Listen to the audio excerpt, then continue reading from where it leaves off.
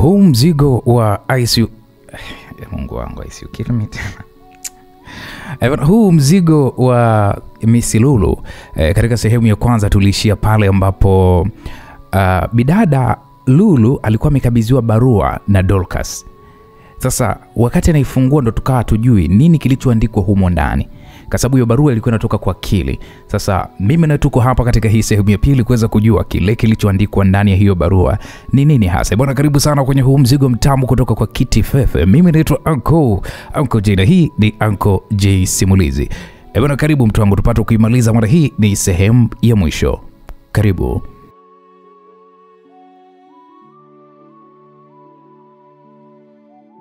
Dorcas alifurahi sana kuweza kuniona, akaanza kunipa pale taarifa za Kili ya kwamba amepoza sana baada ya mimi kuwa naumwa. Nyie mjue kwamba Dorcas alikuwa ananikera. Nikienda nyumbani napewa taarifa za Hari, huku nikirudi shuleni Kili. Nikasema hapa nipumzike wiki tu, nijifanye naumwa tena. Niwaambie tu wazazi wanihamishe, wanirudishe shule ya karibu na nyumbani nisome today. Haya mambo haya mimi siyataki kabisa ise. Basi Dorcas akaniletea pale barua, ilikuwa imetoka kwa Kili. Ndo nikaifungua sasa hiyo barua niisome. Hi Admire. Kwanza pole kwa matatizo ya kiafya yaliyokuweza kukufika. Kiukweli najisikia ovyo sana kuona ni jinsi gani ambavyo unaumwa. Nilikuwa natamani niwe karibu tu na wewe kimawasiliano kipindi ambacho haukupoa, ila nafasi hiyo kusema kweli niliweza kuikosa. Ila thanks God, dadangu Dorcas alikuwa ananipa kila update kutoka kwako kipindi ambapo alipokuwa anawasiliana na wewe. Angalia Admire, mimi nakupenda sana. Sijawahi kuhisi kitu hiki tangu mimi nazaliwa kwenye maisha yangu. Hata ikibidi kuweza kulipa gharama kwa ajili ya upendo, niko tayari. Na kama kuna chochote natakiwa kuweza kukilipia au kuweza kuvumilia, mimi niko tayari kufanya hivyo. Please, nakuomba ujaribu basi hata kuweza kunielewa. Jaribu hata kuweza kuzipokea hisia zangu. Unajua nilisoma ile barua mpaka nilijikuta machozi yananitoka. Dorcas akaniuliza, Lulu rafiki yangu, mbona unalia? Una nini jamani? Nikasema hamna rafiki yangu, ila tu nimejisikia vibaya kuisoma hii barua. Jamani, kwani Kili kaandika nini tena? Unajua mimi nilikataa kabisa kukuletea hii barua, maana sikutaka kabisa kukuudhi kabisa kwenye hili. Maana ulishanikataza kipenzi changu. Mwisho siku usije kazidi kuumwa. Amna, hajaandika kitu kibaya hata kidogo. Nitamtafuta tu tuweze kuongea. Ya sawa, maana mimi nataka amani itawale vipenzi vyangu.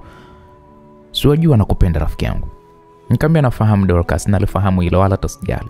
Kesho Jumamosi tutapewa ruhusa ya kuweza kutoka, kama hamtojali basi naomba twende tukatembee kidogo mjini. Mimi na Kili, si ndio? Ndio, wote tuwepo. Basi sawa, ngoja nimtafute nimwambie. Nadhani atafurahi sana kusikia taarifa. Basi bana, ilipofika kesho yake tukaenda kuzagazaga mjini. Kusema ule kweli tulienjoy. Baadaye mimi nilimwambia Kili kwamba nataka kuongea naye peke yake. Kwa hiyo Dori alinuna, lakini si hatukujali.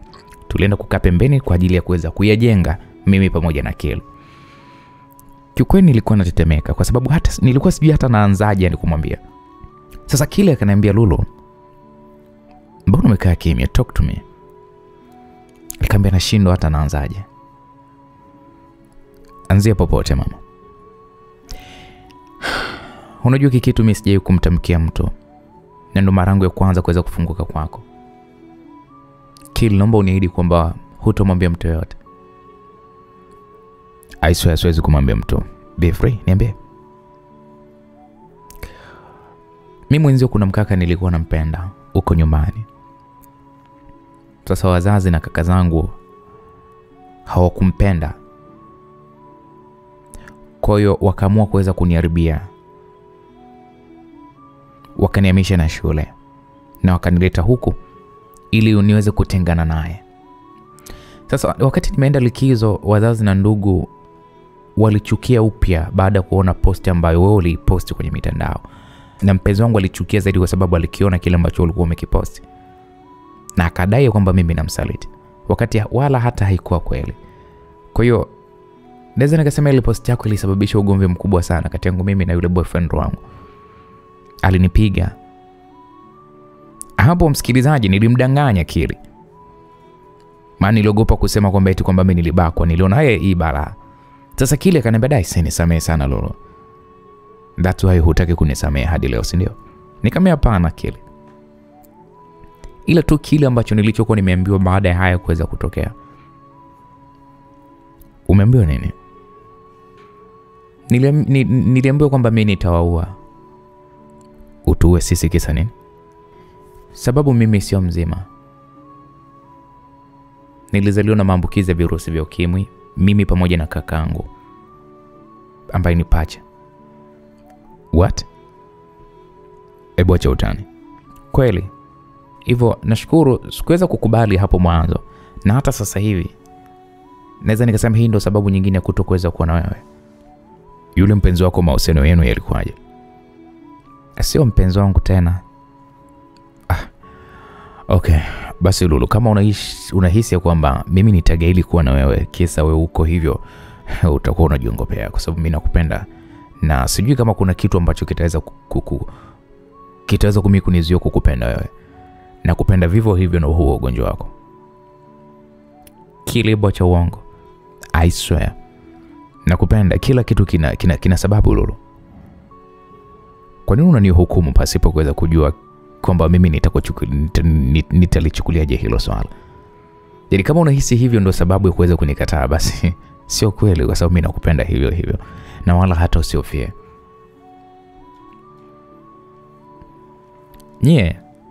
Machozi yalianza kunitoka. Nikamwambia Kili, hebu fikiria kwanza hilo swala ujue. Usijibu tu kwa kukurupuka, usijibu tu kwa kihisia, kuendeshwa na hisia. Fikiria kwanza. Hata unipe muda wa kufikiria kwa miaka 10, sina jibu lingine zaidi ya maamuzi haya ambayo naizungumza sasa hivi. Sawa, lakini sijai kufikiria kama itakuwa ni rahisi hivyo kiasi hiki Kili. Usipende kumhukumu mtu Lolo. Labda tu ni kusudio la sisi kuweza kukutana. Usilie basi, sawa? Siwajijua kwamba huko sawa na umwa. Hapo Kila alisema kuwa ananifuta machozi. Dori alikuja pale, jamani mbona vilio tena? Mnaongea nini mpaka mnalia? Kile akajibu pale, hamna sister, hamna baya. Ni Lulu tu amekubali kuwa na mimi. Kile alimjibu hivyo dada yake, mpaka mimi mwenyewe nikashangaa. Kwani mimi nimekubali tayari? Mbona hata hatujalijadili hili vizuri? Yeye anasema kwamba mimi nimemkubali. Jamani, wapi mimi nimesema nimemkubali? Unajua mpaka Dora akasema ni kweli. Basi mimi nimefurahi jamani.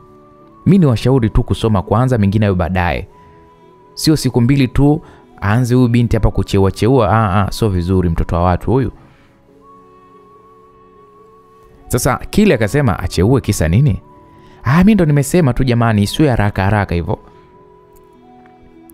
Si tunajielewa bwana sister. Tutasoma na hayo mengine yatafuata tu hapo baadaye. Hapo sawa sasa jamani. Jamani, wakati wa kurudi shule jamani. Hapo mimi niliwaambia. Na Dori akasema shule tutarudi tu jamani. Mbona no shida, tuenjoy kwanza kidogo wifi yangu. Alafu Dori, acha hizo, unajua usije kaja ukaniita mpaka shuleni. Shuleni kwenye jinsi walivyokuwa wanoko itakuja kuwa tatizo. Acha uoga bana. Sasa hapo ushahidi utakuwa uko wapi? Ila basi shoga yangu, sitakuita tukiwa shuleni, nitavumilia tulimalize. Tukitoka shule nitakuwa nakuita huko nyumbani. Yaani Doris sijui kakoje. Nikasema haya basi poja turudi shuleni sasa. Kwa tukawa tumerudi shuleni. Basi tukaanza pale kudate mimi na Kile rasmi. Kiukweli Kile alikuwa ananijali sana. Akawa anasema kwamba nijiamini tu. Kuna muda alikuwa ananiletea na mifano ya watu walioathirika na wenza wao hawajaathirika na walikuwa wanaishi vizuri tu. Kwa hivyo upendo wake alikuwa ananionyesha Kile. Unajua kanifanya nianze kuwa sawa. Furaha yangu na amani iliyokuwa imepotea vikarudi upya. Na ndio maana wasemaga dawa ya penzi likivunjika, kuwa na mtu mwingine ambaye anaweza kukusaulisha yale maumivu ya nyuma. Ile ukijifanya kuwa single na inakuumiza zaidi. Kwa nikawa nimejikuta nimerudi kama upya. Nikawa nimeweka umakini sana kwenye kusoma. Kwa tulikuwa tunashirikiana sana kwenye kusoma kwa kusema kweli. Mimi, Kili pamoja na Dori, na tulitaka kufaulu kwa kishindo. Mitihani ya utangulizi yote tulipasua, sikwambie mtu, na hatimaye tukafikia NECTA. Kwa tulipeana pale moyo na kusari na kujiandaa na pepa. Tukafanya pale graduation. Ilianza kwa mitihani. Sio kama shuleni kwenu mnaanza graduation kwanza. Walimu sijui wanaogo hamnaga mambo hayo. Wazazi na ndugu zetu wakawa wamekuja sasa. Mimi upande wangu walikuja familia nzima kasoro baba. Tukasherehekea pale, Kili na Dorcas wakaniletea pale zawadi.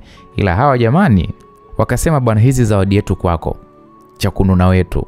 Kila alinikonyeza, ila mimi nikabaki tu kucheka. Kusema kweli nilikuwa na furaha. Basi tukawatambulisha pale kwa wazazi na ndugu zangu ya kwamba hao mimi ni marafiki zangu kwa hapa shuleni, na wao pia wakanitambulisha kwa wazazi wao. Kwa tulipiga pale mapicha kama yote. Ile zawadi walikuwa wamenipa kina Kili ilikuwa ni box kubwa tu, ila cha ajabu ile box ilikuwa ni jepesi. Nikasema kuna karatasi huko ndani. Maana mimi siwaamini hao, unajua akili zao Basi baada ya sherehe kuweza kuisha, tukawa tumerudi pale majumbani.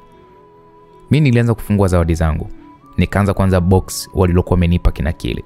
Nilikuta pale kigauni kimoja kikali vibaya mnene kizuri. Nikajaribu, kilinitosha vizuri Nikampigia Kili pale kumshukuru na nikamwambia, bwana, kamenitosha vizuri akakagauni.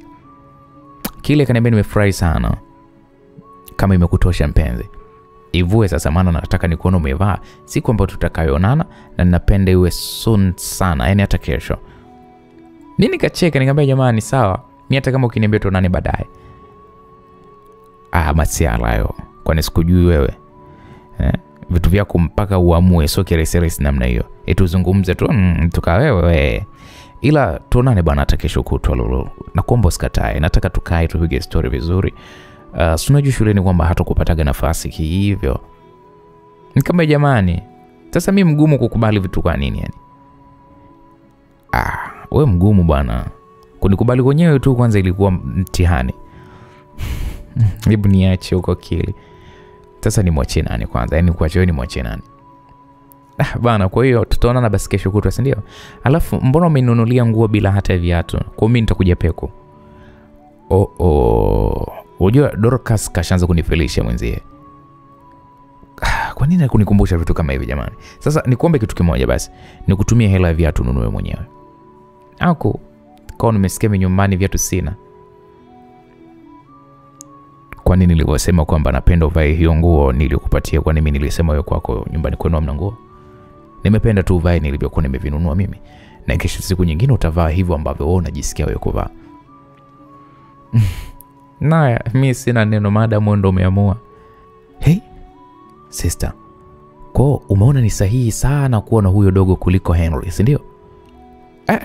Mimi hapo nilishtuka baada ya kusikia sauti ya pacha wangu Luke.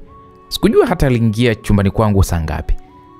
Nikaamua kwanza kumwaga Kili na kisha nikakata simu ya Kili. Nikamwambia, Luke, ndio tabia gani hiyo kuweza kuingia chumbani kwangu bila hata kubisha hodi? Au unaona mimi ni jinsia kama ya kwako? Ungenikuta sijavaa je ingekwaje? Sister, samani juu ya hilo. Nikamwambia, okay, unataka nini? Nataka tunijue. Kuhusu nini? Kuhusu mpenzi wako huyo mpya. Ujue nini yani? Lakini sister, nisikilize, kabla kujua kwanza mimi nakushauri urudi tu kwa Hari. Maana yule ndo mwanaume ambaye anakupenda na anamaanisha kile anachokisema. Aendelee tu kumaanisha, ila huyu wa sasa amenikubali kwa kila hali na nimemweleza ukweli wote juu ya maisha yangu. Basi jambo jema, ila hilo jambo ulimwambia Hari na ukaona mikataa? Hapana, ila sina haja ya kumwambia, maana sihitaji kwanza kuwa naye kwenye maisha yangu. Mimi nashukuru kama nimepata shemeji mwenye moyo kama huo. Okay, toka chumbani kwangu. Nataka kubadili nguo. Sawa sister. Luke akatoka, mimi nikavua ile nguo. Na kisha nikahifadhi, nikafungua pale na zawadi zingine nilizokuwa nimepewa. Kesho yake sasa nikawa niko nyumbani na shoga yangu Scholastica kibarazani. Tunapiga zetu tu story, maana hatujaonana kwa muda mrefu kusema ule kweli. Nikawa namhadithia pale kuhusu Kili. Scholastica akaniambia, shoga yangu, kwa hiyo ulivyotuhumiwa tu wewe umeamua kufanya kweli na huyo mkaka? Bwana, mimi nimeona haina haja bwana, wakati uwezekano upo. Lakini mbona imekuwa rahisi sana? Maana ulivyokuwa unampenda Henry, hivi umejaribu hata kumsamehe kidogo, kuona moyo wako? Ila Scholar, unajua alichonifanyia. Sasa wakati nazungumza na Scholar, sasa akaingia kaka Louis bwana akiwa yuko na Henry. Kipindi hiko wenyewe wapo chuo, yani walikuwa wanasoma chuo. Mimi moyo wangu ulifanya nikawaza urafiki wao umerudi upya au ni vipi? Kwa alikuja mpaka pale tulipokuwa, kisha akatusalimia. Mimi hata sikuweza kumjibu salamu yake. Walipita na kaka wakaenda ndani. Sasa Scholar kaniuliza, Lulu, mbona kama vile bado unampenda Harry? Nikasema wewe nikome. Nilipenda shetani mimi lile la nini? Jamani, una mambo wewe. Haya, ngoja mimi niende tumwaya maana nimekaa sana. Nikamwambia nani Scholar, ngoja twende wote. Maana huko ndani kushaingia chavichavi, ngoja twende. Kwa hiyo jamani, leo Harry amekuwa chavichavi. Nikasema tena chavichavi mzee. Haya, twende. Kwa nikaondoka pale na Scholar kwa ajili ya kumkwepa nani Henry, na kesho yake nilijiandaa na kisha nikaaga nyumbani ya kwamba mimi naenda kutembea kidogo. Nashukuru niliweza kupewa ruhusa. Kwa tulipanga pale mimi na Kili tukutane mahali fulani.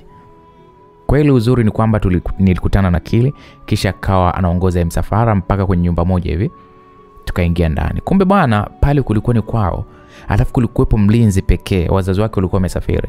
Alinikaribisha pale, akanipatia kinywaji na chakula na kisha akaniambia kwamba nikombe kitu. Nikamwambia ndio Kili. Kwanza umefurahi kwa hapa? Yes. Kwa nini sifurahi jamani? Mimi nimefurahi kama umefurahi. Mwanzo nilikuwa naomba tufanye kitu kimoja. Kitu gani? Nahitaji kushiriki tendo na wewe. Helini?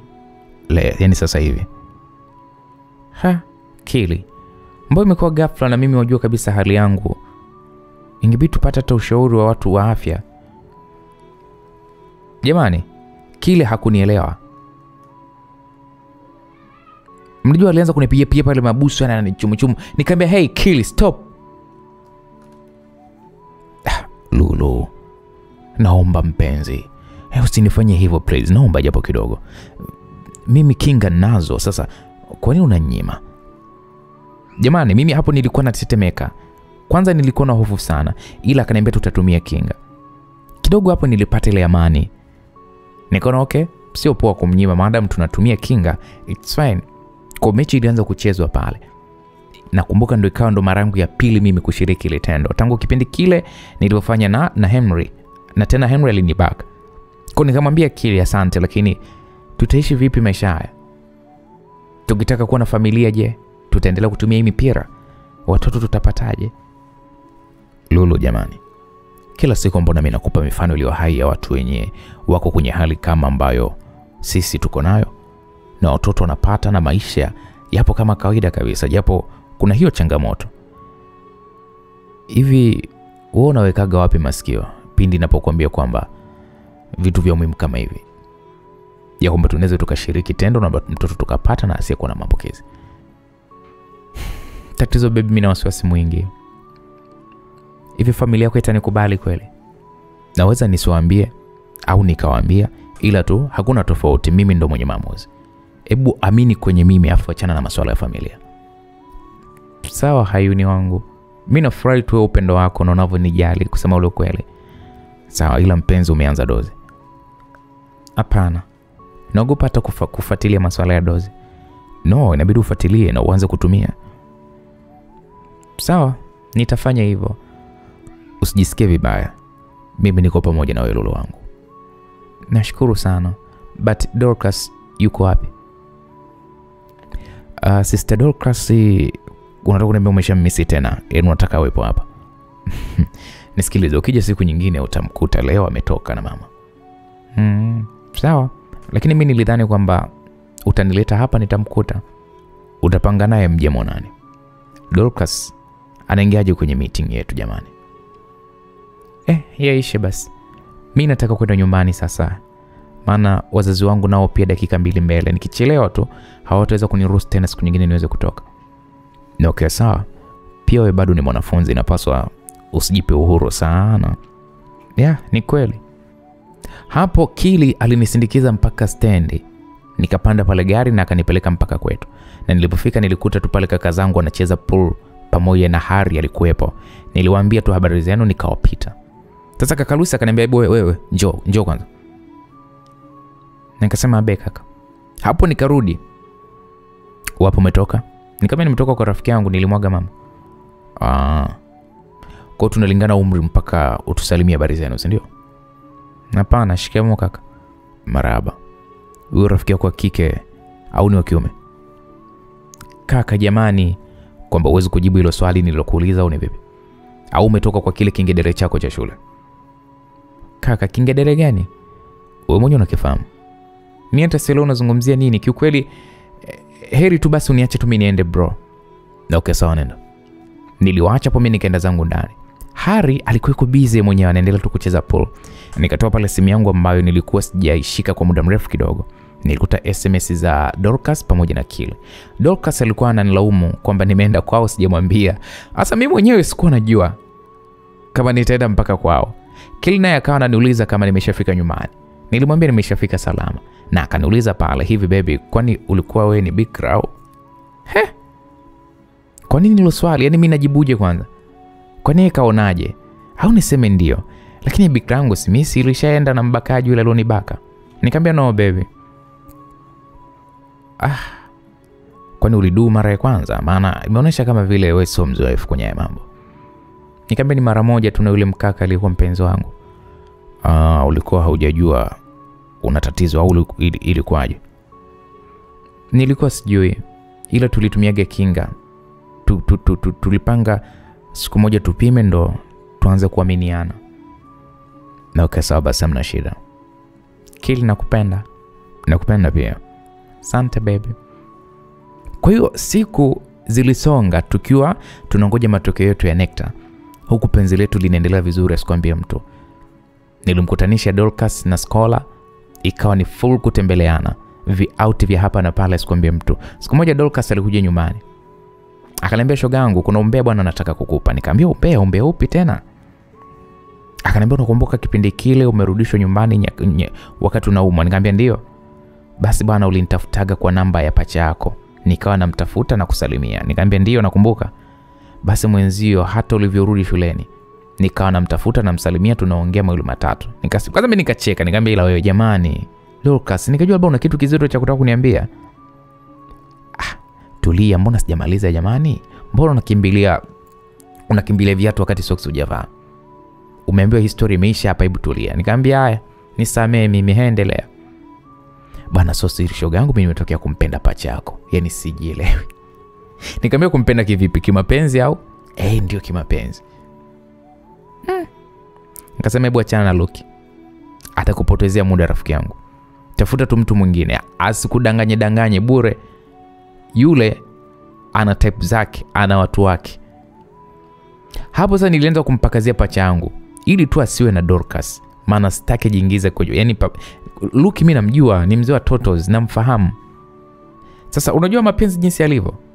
Dorcas akawa mbishi, akanambia wala hajadanganya chochote pacha yako, ni mimi mwenyewe ndo nimefunguka kwake. Na alikuwa hataki katu ila nimempambania. Yaani kakako analinga mbwa yule. Yaani nyinyi mapacha mnaendana kwenye kila kitu. Mnanata hatari, mnajisikia hatari. Maana kwanza sikutaka kukuambia muda mrefu, maana ungenivunja nguvu. Kama sasa hivi tu nakwambia hivi tayari umeshaninyongonyesha. Nikasema Dorcas nisikilize. Sijui nitumie lugha gani ili uweze kunielewa kwenye hili. Achana na pacha yangu Lucky. Achana naye mimi ndo nakwambia. Sasa Dorcas akawa mbisho, niachane naye vipi jamani? Wakati ndo kwanza penzi linachanua na leo hii ninavyokuambia nishaga kwa nyumbani. Ya kwamba nitalala kwa mama mdogo. Leo tutatoka zetu huko. Tusipopajua tutakwenda kuenjoy. Hapa hata sky sana ndugu yangu, naondoka tunaenda kuonana huko mbele. Nikasema Dori. Unajua maamuzi mengine ni mabaya. Je, akakwambia ukweli wote kuhusu yeye? Bwana mimi sitaki kujua ukweli bwana. Huo ukweli mimi siujui. Kama na mtu wake atajijua yeye mwenyewe bwana. Abaki na huko bwana, mimi naangalia pati yangu na play pati yangu. Nampenda kufa pacha yako. Jamani, unajua mpaka nilishiwa dozi. Yeye anawaza mambo hayo wakati mimi nawaza kwamba pacha yangu ni muathirika. Nikamwambia sikiliza Dori rafiki yangu. Kwa nini unakuwa ni mbishi hivi? Hebu nisikilize mimi mwenye ndugu. Yule mimi ni ndugu yangu, pacha wangu, tumekaa tumbo moja. Sasa Dori alikuwa mbishi, bana Lulu hebu usiwe hivyo bana. Kuhusu kakako niachie. Mimi ndo mwanzo mwisho, nakwambia nampenda kufa pona. Nitapambana naye hata kama ana vipengele. Mimi vipengele vyake nitavivumilia. Calm down ifi yangu. Mbona unataka yaani unajua Dori alichokuwa nakiona ni kwamba mimi nilikuwa kama nambania. Maana mpaka akawa ananiambia, "Vipi mbona unataka kuanza gubu mapema wifi? Au ndo hujanipenda, hujanikubali?" Nikamwambia, "Sikiliza uso utani, please Dori, nisikilize. Ikiwezekana huu mtoko wenu naomba muhusitishe kwanza mpaka mimi niweze kuongea naye." Jamani, Dori alikuwa mbishi. Unaongea naye nini sasa Lulu jamani? Mbona sikuelewe binti, au unataka kuniharibia? Nikamwambia utanielewa tu, kwa sasa huwezi kunielewa. Mami nielewe Dori. Kwa kweli mimi naomba tu niende. Nikamwambia hapana.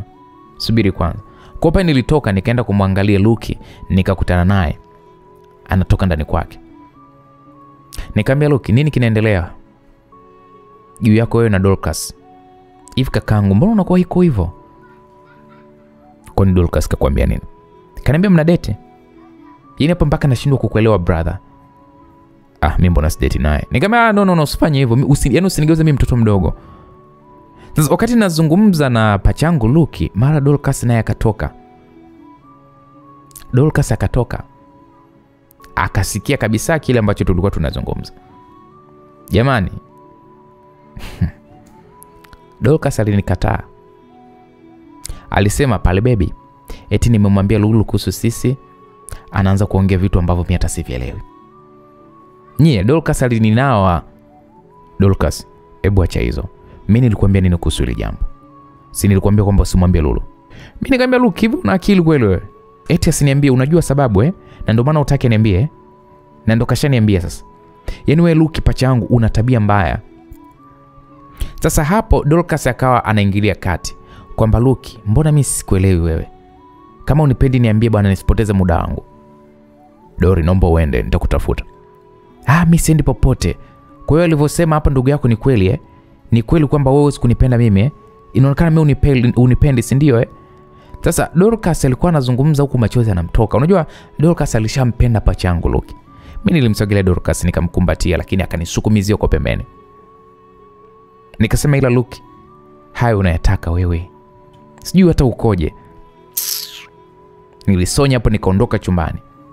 Sasa mimi nikasikia vishindo vya Dorcas akiwa anaondoka. Nilijisikia hovyo kusema kweli. Luki anataka kunigombanisha mimi na rafiki yangu Dorcas jamani. Basi usingizi mimi ulinipitia. Nilipokuja kuamka ilikuwa ishapita masaa kama 2 hivi. Nikaamka nimpige Dorcas kwanza. Ila nilikuta pale namba inatumika. Kwa nilimpigia tena bado namba ilikuwa inatumika. Na baada kama lisali moja kuendelea kupiga na kukuta inatumika, nikajua tayari ishablokiwa hapa. Na kosa langu hata silijui ni nini jamani. Nikaona huyu kapani kitu shoga yangu. Ngoja nimwache kwanza. Itakapofika kesho yake nifanye nimtafute. Kweli ilipofika kesho yake lakini bado alikuwa ameniblock. Kwa nilitaka nimwambie Kili. Moyo kao na sita. Unajua ilipita mpaka wiki bado Dori kanipiga block. Ila Kili mimi nilikuwa naongea naye kama kawaida. Pachangu Luki alinifuata na kuniomba msamaha. Maana mimi nilimnunia. Nikamwambia, "Sikiliza pachangu. Kwa yote uliyofanya umekosea. Sister samani." Nikamwambia, "Samani yako hata isaidi kitu chochote. Rafiki yangu mimi ameshakasirika na kaniblokia. Alafu yule kwangu sio rafiki tu, ni wifi yangu. Haya. Umeona vizuri sasa kunigombanisha naye, si ndio? Kwa nini utake kuwa kwenye mahusiano naye na unajua wazi kabisa ya kwamba afya yako sio nzuri? Kwa nini unakuwa unakitembeza leo huyu kesho yule? Kwa nini?" Sister, kwa nini asinielewe na akati amesema ananipenda? Na uzuri ni yeye ndiye aliyesema ananipenda. Na ndio maana mimi sijaona kama kuna sababu ya kuweza kumueleza. Mbona kaka yake amekupenda wewe kama ulivyo? Ila kingine sikilize sister, mimi sina haja naye kivile. Ila nitamtafuta tu nikuombe msamaha. Sister, usinilaumu kwamba mimi nimekukosanisha naye. Mimi nitakwenda kukuombea msamaha. Alikuwa anaongea pachangu Luki, lakini mimi sikumjibu kitu chochote. Baadaye akaanza tena pale kujipendekeza ya kwamba matokeo yametoka. Akaanza pale kunipa hongera kwamba nimefaulu kuingia kidato cha 5 vitu kama hivyo. Nilifurahi kwa kweli. Niliingia mtandaoni na mimi kuangalia matokeo, nikawaangalia kina Kili pale nao walikuwa wamefaulu. Nilimtafuta Kili na kumpa pongezi. Dorcas bado alikuwa ameniblock. Nikaona kinimwache atanisamee tu. Mimi sikuwa na nia mbaya kuweza kumpinga asiwe na pacha yangu Luki. Mimi nilikuwa na nia njema, lakini yeye ile nia yangu njema hakuijua kwa sababu ukweli haujui. Sasa tukiwa tuko bado siku kama chache kwenda shule kuanza A level form 5, pacha yangu akaniambia kwamba baadaye kuna party twende. Mimi nikaamua kukubali kwa ajili ya kwenda kujitoa stress. Kwa tukajiandaa pale na kuomba ruhusa nyumbani tukaenda. Ilikuwa kwenye ufunguzi wa duka jipya. Ni mtu alikuwa ameandaa party ya kubariki biashara yake. Sikujua hata ni party ya nini. Katika kusubiria nijue ni party ya namna gani, si ndo bana kuja kujua eti kwamba Harry ndo alikuwa ameandaa hiyo party. Nilitamani kuondoka kwenye hiyo party, ila Luke akawa ananiomba pale nibaki tu kwa sababu alikuwa anasema hata kama ukibaki kwani kuna shida gani. Okay, nikaona hamna shida.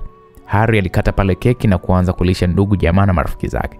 Ni kama niende pembeni kuongea na simu, maana Kili alikuwa ananipigia sana simu. Kwa hiyo nikaongea na simu nikamaliza. Ni kama nirudi kwenye ile party, nikamwambia pacha yangu kwamba bwana msikilize mimi naondoka. Nilikuwa naona michosho tu. Si ndo nakuta Harry bwana anamvalisha mdada pete. Nilitamani kupiga nduru. Unajua nilihisi roho kuniuma. Nilikuwa najiuliza afu naumia nini? Na wakati mimi nimeachana naye na tena na mtu mwingine na mimi na mtu mwingine, ninachoumia nini? Kwa nini naumia? Nilifika alipokaa Luki, yani pacha yangu, nikamwambia mimi naondoka. Akaniambia pacha jamani, sungoje kidogo party naisha hii muda mrefu. Nikamwambia mimi nimechoka kuwa hapa, naomba niondoke nirudi nyumbani. Nilichukua pale pochi yangu na kuanza kuondoka. Huko nyuma Harry akawa anaongea kwamba nashukuru sana huyu mwanamke kwa upendo na support yake kubwa mpaka leo hii. Nimefikia hatua hii ya kuweza kufungua hii biashara kwa mchango wake mkubwa sana. Hivyo nimeona siku hii sio mbaya nikamfanyia naye pia surprise kidogo. Mimi nilitamani kuziba masikio, kumbe bado nampenda Harry. Yaani hapo ndo nikaje kugundua kwamba okay, still bado nampenda Harry. Pachangu Luke alinikimbilia na kunishika mkono akaniambia, "Sister, vipi? Mbona unaenda moja kwa moja tu bila hata kuangalia magari? Yaani unavukaje bila hata kuwa makini?" Yerewi, nyie, kumbe ndo nilikuwa na shafika, yani kumbe nilikuwa nimeshafika mpaka barabarani, nusu niingie kwenye katikati ya barabara bila kujijua. Stress za mapenzi hizi acha tuomba zisikukute ndugu yangu. Kwa hiyo pachangu pale alinishika mkono. Tukavuka upande wa pili, kulikuwa kuna frame akanikalisha pale. Akaniambia, "Twin vipi, kuna tatizo gani kwani?" Nikamwambia hapana. Ulivyoenda kuongea na simu huko nje, kwema kweli au simu ina matatizo? Nikamwambia kwema. Kwa hilo hujapewa taarifa ya msiba au mpenzi wako akakuacha? Nikamwambia hapana bana, twende nyumbani. Ni kweli kabisa sister una tatizo? Nikamwambia sina. Mbona sasa unalia? Au machozi ni nini? Au umegombana na mpenzi wako? Nikasema hapana. Nyie, kumbe machozi yananitoka afu mimi hata sijui. Kwa pachangu Luke alinifuata na kuniambia kwamba twende nyumbani kwanza. Kwa ile alikodisha pale taxi. Ile siku tulikuwa tumebaki na mama tu. Kaka yetu Luis alikuwa amesafiri pamoja na baba. Kwa tulimkuta mama nje akaanza pale kushangaa kwamba mimi nina shida gani, mbona nalia. Pachangu Luke akajibu kwamba mimi eti kichwa kinaniuma. Basi tukaelekea ndani. Kufika ndani cha kwanza nilikaa kwanza chini. Pachangu Luke akawa ameingia pale na kuniuliza kwamba sister ni tatizo gani. Uwezi kuamini msikilizaji, nilianza kulia. Na nilikuwa namlaumu kwa nini kanipeleka kwenye ile party. Yaani kana namlaumu Luke kwa nini kanipeleka kwenye ile party. Akaniambia samahani, basi mimi niliona tu umeboeka kukaa nyumbani.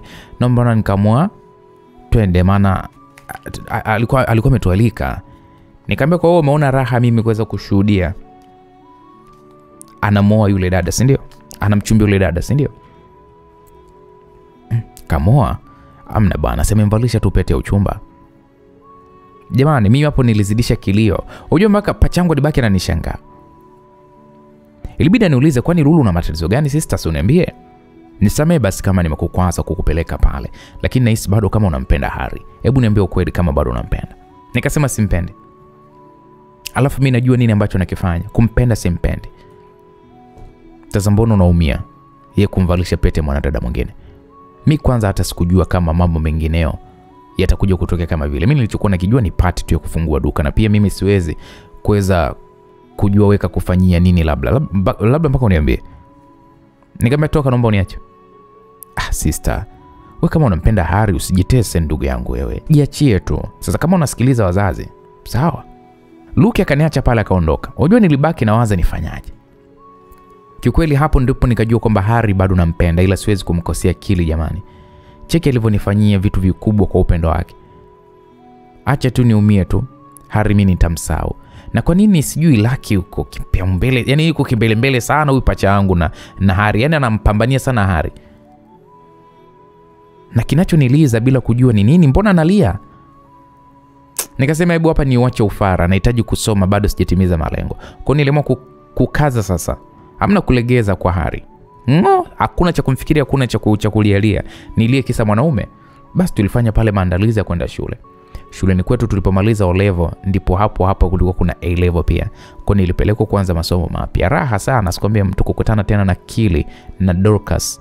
Ila Dorcas bado alikuwa amenikasirikia nye. Kili pia alikuwa amepoa, sio yule ni mjuaye kabisa. Yaani hakuna zile shamra na mimi kabisa. Unajua mpaka nikahisi huenda labda issue zake zinamchanganya. Nimwache kwanza. Kwa nilimtafuta Dorcas na kumwomba pale tuongee baada ya masomo. Alikubali na kuniuliza kwamba unataka kuniambia nini? Unajua ile mtu anakuambia kishari Nikamwambia Dorcas, mimi naomba unisamehe sana rafiki yangu. Japo sijui nimekukosea nini haswa, ila naomba unisamehe kwa kukukwaza. Tangu wakati ule hutaki kabisa kuongea na mimi. Mpaka umeniblock, naomba unisamehe. Nafikiri sikuwa na nia mbaya yote ile kwa yale yote ambayo niliweza kuyaongea. Dorcas akaniambia hujanikosea chochote, ila tu sitaki tu karibu na wewe. Yaani sitaki tu urafiki wa aina yoyote ile na wewe. Yaani muda wote uliokuwa unaturingia na kutusumbua unampelekesha mpaka kakangu, kumbe mtu mwenyewe umejaa wadudu mtupu. Yaani wewe na kakako mnaringa kumbe wagonjwa mfyo. Tena nishaongea na Kili aache huu ujinga kujifanya yeye ndo ana upendo kupitiliza. Akome. Nikasema Dorcas, mbona sikuelewi? Unazungumzia jamani nini? Wewe hapo usichokielewa ni kipi? Kili kaniambia wewe ni muathirika. Wewe na yule pacha yako. Sasa sitaki ukaribu na wewe. Na tena pia Kili nishamwambia. Akawa nielewi, nikaamua sasa hili jambo nilifikisha kwa mama yake. Na hataki kusikia kabisa kuhusu wewe. Upo? Nikasema Dorcas, hebu acha utani basi. Mbona mimi na Kili tuko sawa tu, na pia anajua kuhusu mimi na ananikubali hivi. Na sikuwa na nia mbaya kwako wewe uweze kutengana na Luke. Maana sikujua na nia gani na wewe. Ila kwa sasa amenielewesha kwamba sio kwa ubaya kuwa na wewe. Na alikuwa na nia tu ya kukwambia aniambie nini. Yaani hata asisumbuke kwa sababu ndugu yangu kashaniambia kuhusu nyinyi. Tena hata athubutu tena anikome na umkome Kili, tena umkome kabisa kambali naye. Sitaki kukuona unaleta pua yako. Nikasema Dorcas, koma bwana we. Jina langu unalijua sana au? We mwanga nini? Nye nilibaki tu nimeganda. Pacha kashani haribia kwenye huba langu. Nikasema hapa inabidi nimtafute Kili niongee naye. Au ndo maana naye hata hanichangamkia. Sio kwamba ndo amebadilika. Sasa kama atakuwa Kili naye kanibadilika, mimi nitakuwa mgeni wa nani? Nitaiweka wapi sura yangu? Kwa hiyo ilibidi nimtafute Kili na kumuuliza pale. Kwani Kili kuna nini? Umeongea nini na Dorcas? Maana nimejaribu kuongea naye leo, ila vitu alivyoweza kuniambia vimeniacha njia panda. Vitu gani? Hataki urafiki na mimi tena. Na pia amesema hata wewe pia naye amekuzuia kwamba hatuwezi kuwa pamoja mimi naye. Sababu ni ipi? Sijui sababu kwa kweli. Ila Dorcas ananinunia na ndo nikaona nimfuate tu yamalize, lakini ndo kwanza kaniambia hayo ambayo yameushtua sana moyo wangu. So kakununia kama kukaa mbali na wewe. Sababu sio ndugu yako, si ndio? Lakini sijaona baya mimi nililomfanyia. Nilikuwa najaribu tu kutengeneza. Sawa, ni yako ilikuwa njema. Ila ndo hivyo. Labda nikuulize swali. Niulize. Hapa shuleni umekuja kusoma, right? Yeah. Basi wewe soma. Mbona nasoma Kili? Yeah. Alafu toa jina la Kili kwenye akili yako. Pia toa neno mahusiano. Kivipi? Ni hivi, mimi na wewe hatuwezi kuwa wapenzi tena. Why? Kwa hiyo yale aliyosema Dorcas ni ya kweli? Ni kweli. Sina haja kurudia. Kili, acha utani. Lakini unakumbuka uliniahidi nini? Sio kila ahadi lazima itimie lolo. So forget everything. Siwezi kumkaidi mamangu. Jamani, nilihisi kuzimia. Ndio nikaa nimeachwa hivyo. Nilimtafuta Skola, nilimlilia. Skola akaniambia acha ujinga, wewe soma huko. Yaani Skola wala hata kunitia moyo. Nikaona okay basi acha tu mimi nisome. Japo nilikuwa najikaza sana niweze, lakini ikawa siwezi.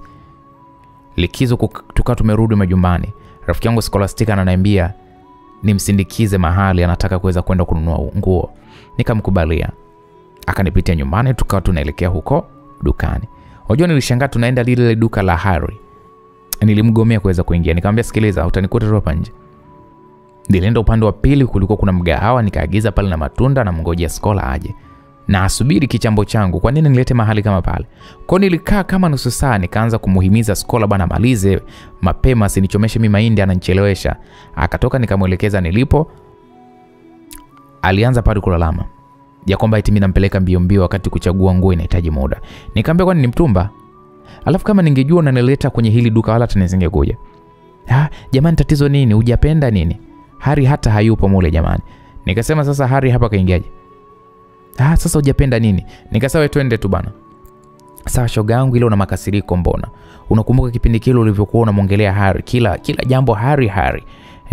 Mimi natamani mrudiane bwana, achana kitapeli chako kile cha shuleni. Kwanza sikimekuacha. Nikamwambia Skola sikiliza. Kwani hujui nini kanitendea Harry? Au unamtetea tu hapa? Skola akaniambia bwana sikiliza, zile zilikuwa ni hasira tu.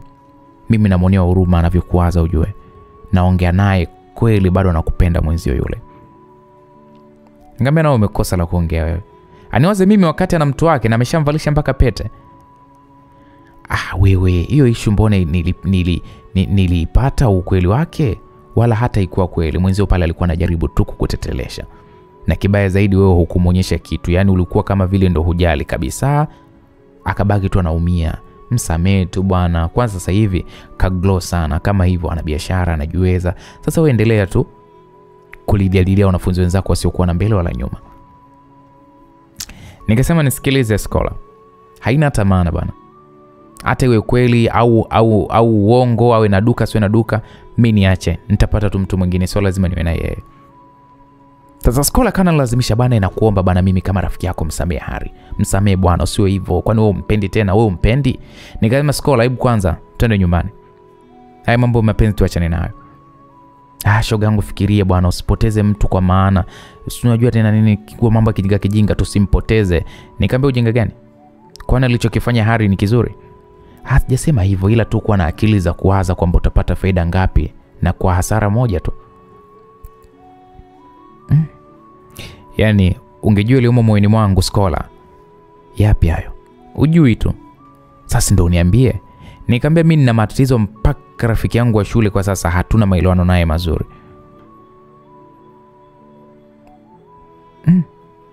Yanahusu nini hayo mambo? Skola, siku nikiwa sawa nitakwambia.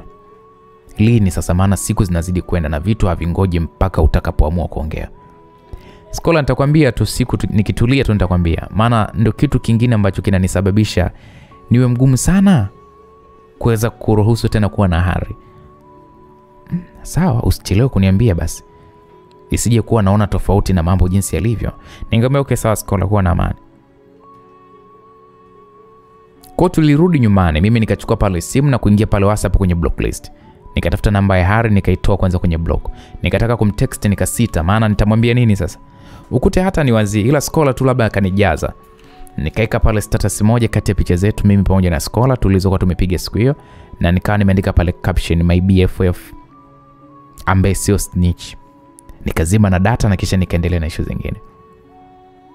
Baadaye nikaje kuwasha data na kuta pale new SMS ikiwemo na ya Harry. Zilikuwa SMS 3, natamani hata kufungua lakini na 6. Yaani kama alikuwa ananingoja siku zote nimtoe kwenye block au? Nikazima kwanza data nisome kwanza zile message, nikafungua zile SMS. Ya kwanza ilikuwa imesomeka hivi: after a long time nimetolewa gerezani. Nyingine alikuwa ameandika sitaki kujua hali yako, maana huwa nafuatilia kuhusu wewe mara zote, ila kuhusu mimi siko sawa. Kiukweli nisamehe Lulu. Na message ya mwisho hiyo ndo aliua bendi. Eti nimekumisi Lulu. Alafu nakupenda. Sijachoka kungoja kabisa. Naomba unisamehe. Niko tayari hata kukiri hadharani nilichokikosea. Nahitaji msamaha wako, nisamehe kipenzi changu. Hapo nikasema sasa hapa nafanyaje? Nitawezaje kumwambia Hari yale niliyomwambia Kili na Kili aliahidi kunipenda, lakini mwisho wa siku akanigeuka? Vipi nikimwambia Hari ukweli wa siku na yeye akaja kunigeuka? Si nitazidi kuumizwa mimi? Yani nitakuwa kama na watangazia watu kwamba mimi ni muathirika. Alafu ikatokea ile namwambia tu akikumbuka lile tukio lilonifanyia. Si atanivunja mimi huyo. Kiukweli niliwaza sana kwamba Hari nimwambie kwamba mimi muathirika au nisimwambie. Eti unanishauri msikilizaji, nimwambie nisimwambie? Kwa hiyo nilimpigia simu Skola, nikamwomba aje nyumbani. Skola aliniuliza kuna nini tena? Na mbona tumeachana muda huu tu? Mimi hapo nikamwambia tu bwana nakuomba uje. Nashindwa hata kukuambia kwenye simu. Kwa hiyo kweli Skola alikubali kuweza kuja. Alipofika nikamwambia bwana mwenzio mimi leo nimemwani block Henry. Na amejibu status niliyokuwa nimeiweka muda huo huo. Skola kaniambia unaelekea kumsamehe shemu wangu nini? Nikamwambia hapana. Sasa wewe umemtoa block. Hebu usinifiche bana, naomba uniambie. Nikamwambia rafiki yangu, mimi nina mazungumzo muhimu na wewe. Lakini hata sijui hayo mazungumzo yenyewe nianzia wapi. Anzia tu hapo popote pale kipenzi changu. Nikasema niahidi kwamba utanitunzia hii siri yangu na pia kwamba utanisaidia kuweza kunipatia ushauri. Sasa Skola akaniambia Lulu, hebu niambie bwana. Kuhusu siri mimi sidhani kama wewe una mashaka na mimi kwa siri yako. Siri yako gani ambayo mimi sijaitunza mpaka uwe na wasiwasi na mimi? Nikamwambia sikiliza Skola, hii ni issue kubwa tofauti na unavyofikiria. Akaniambia wewe bwana, wewe niambie bwana. Niambie basi usiumie nalo moyoni. Nikasema sawa. Kwa sasa hapo niliamua kumwambia ukweli. Issue nzima mwanzo mwisho sikumficha Skola juu ya wasiwasi wangu kuhusu Hari na jinsi Kili alivyokuwa amenigeuka. Skola kwanza alinisikitikia sana. Akaniambia lakini rafiki yangu, ungeamua tu kumwambia ukweli Hari. Nikamwambia Skola, nilitaka kufanya hivyo lakini sikupata hiyo nafasi. Hari alikimbilia kunibaka. Na ujasiri wa kumwambia chochote kile kusema ukweli niliukosa. Kwa hiyo nikaamua kumwambia Kili ukweli ile sinipe lawama. Ila Kili alionyesha kunikubali jinsi nilivyo na aliniahidi mengi, yani aliniahidi mambo mengi. Sijui niseme pacha yangu Luki ndo kaniharibia au la, I don't know. Maana alikuwa anataka sana kuwa na Dorcas, ambaye Dorcas ni ndugu yake na Kelly. Sasa mimi nilivyokuwa na hoji ndio mambo yakaribikia hapo, yani nikawa nimeharibu uhusiano kati wa Dorcas na Luki, na tangia hapo ndio yakatokea kutokea. Kwa Skola nikawa nimemuelezea A to Z. Skola akaniambia pole kwanza rafiki yangu. Mimi kwa sasa nakushauri tu uwekeze akili yako kwenye kusoma pekee. Usifikirie sijui Kili, sijui nini. Wewe umpotezee tu, yani kama aliweka ahadi akazivunja mwenyewe. Kwanza wewe shukuru Mungu, uendelee na mambo mengine. Na pia kuhusu huyo Hari, kwa sasa hebu acha tu, waza tu kwanza masomo peke yake. Nikasema haya rafiki yangu Skola. Akaniambia ndio hivyo, sisi bado wadogo. Tusomege tu, tuachage vivi here. Mwisho siku nikacheka nikasema kweli. Jamani Skola alinitia moyo. Skola rafiki yangu alinipa faraja kwa kweli. Na nilitamani hata tu tunasoma wote, maana kitendo tu cha kutengana shule mimi na yeye, maana mimi nitakuwa na huzuni na nitapoza upya. Lakini ninapokuwa naye karibu na kuwa nachangamka na furahi. Kwa niliingia online ila sikujibu SMS za Hari kusema ule kweli. Pachangu Luki yeye akawa amekuja na kuanza kunitania pale. Pachangu Luki akanambia twini bwana, nimeona bwana Hari kawa post. Nikamwambia Hari gani? Si rafiki wa bro. Nikamwambia kaposti kina nani nisijakuelewa. Asiwewe na shoga yako. Nikamwambia unajua sikuelewi. Yaani sielewi hata unachokizungumzia ni nini. Sasa huyu Pachangu Luki akaniambia uelewi nini hapo sasa dogo? Si bwana wako amekuposti status, kwani shida iko wapi? Nikamwambia nikome. Tena mimi yule sio bwana wangu, umenisikia? Sasa bwanake nani? Mimi ndo najua yule ndo shemeji yangu. Achana hao mapopoma wako wengine hao. Nikamwambia Luki, kuna kitu unakitafuta wewe, sio bure kwangu, si ndio? Kwa hiyo nilimwacha Luki hapo, mimi nikaingia zangu online nione hiyo post. Nini ambacho Hari ameweza kukipost. Ila unajua mpaka niliogopa kufungua status zake. Nilimpigia Scholar na kumwambia kwamba aangalie kwamba Harry ameposti nini. Scholar kaangalia chap na kisha akanitumia screenshot. Ilikuwa ni picha niliyoposti status. Harry kumbe ali screenshot na kisha akaposti kwake, na alikuwa ameandika kwamba pichani hapo ni roho yangu na rafiki yake. Wewe rafiki yake, hebu niombe basi msamaha. Kila ukipata nafasi ya kuongea naye niombe msamaha. Mimi nikamwambia Scholar, hivi huyu Harry ana wazimu? Scholar bana akaniambia ana wazimu wa nini? Nikamwambia kwani wewe uone anachokiropoko kwa mitandaoni? Sasa mtu asiseme jamani kilichopo rohoni mwake. Nikamwambia mimi nimekuambia staki. Tena si unazijua sababu zangu Scholar. Mbona kama vile naona unataka kunigeuka, unataka uwe upande wa Harry? Lakini rafiki yangu mbona mimi sio ni baya. Hebu elewana naye tu kisha utamwambia ukweli. Nikamwambia unaona unavochukulia mambo kwa urahisi yaani kisa tu haiko upande wako, si ndio? Maana unachukulia mambo kiwepesi. Basi rafiki yangu, basi mblock tena. Huyu kaona umemtoa block, ndio maana kaamua kuposti vitu kama hivi, akiamini kwamba utaona, basi mblock tena. Nikasema kweli? Akasema yeye mblock. Nikasema sawa. Jamani, nilitaka kumblock ile nilisita. Yaani nafsi haitaki. Nafsi inakataa kabisa. Nikazima ile nini, read nini ile read nini, sijui kumzuia mtu yani asione kama unasoma message zake wala umepita status yake. Kwa hiyo nikaview status zake ili asiwe ananiona kama nipo online, au asiwe anaona kama mimi namfuatilia. Yaani aone kabisa kama simfuatilii. Naweza kwangu nikawa na muhaidi asione, na akini text zitaonesha pale grey tick 2. Hataona kama blue tick. Hivyo atahisi kwamba mimi sisome message zake. Basi nimetulia zangu pale. Dorcas akaja kujibu status yangu niliyokuwa nimeipost na kusema kwamba Scholar ni BFF wangu ambaye sio snitch. Kwa Doria akaja akasema, sasa nani ndo snitch? Binti unatapatapa wewe. Kwa hiyo utaka kumua mdogo wangu mimi nikuangalie tu. Haya, huyo BFF wako naye anajua kama wewe ni mgonjwa. Au naye ndo kafichwa na muonea huruma. Usijue kamuulia naye kaka yake. Doria aliandika hiyo message. Unajua sikutaka hata kumjibu kusema ukweli.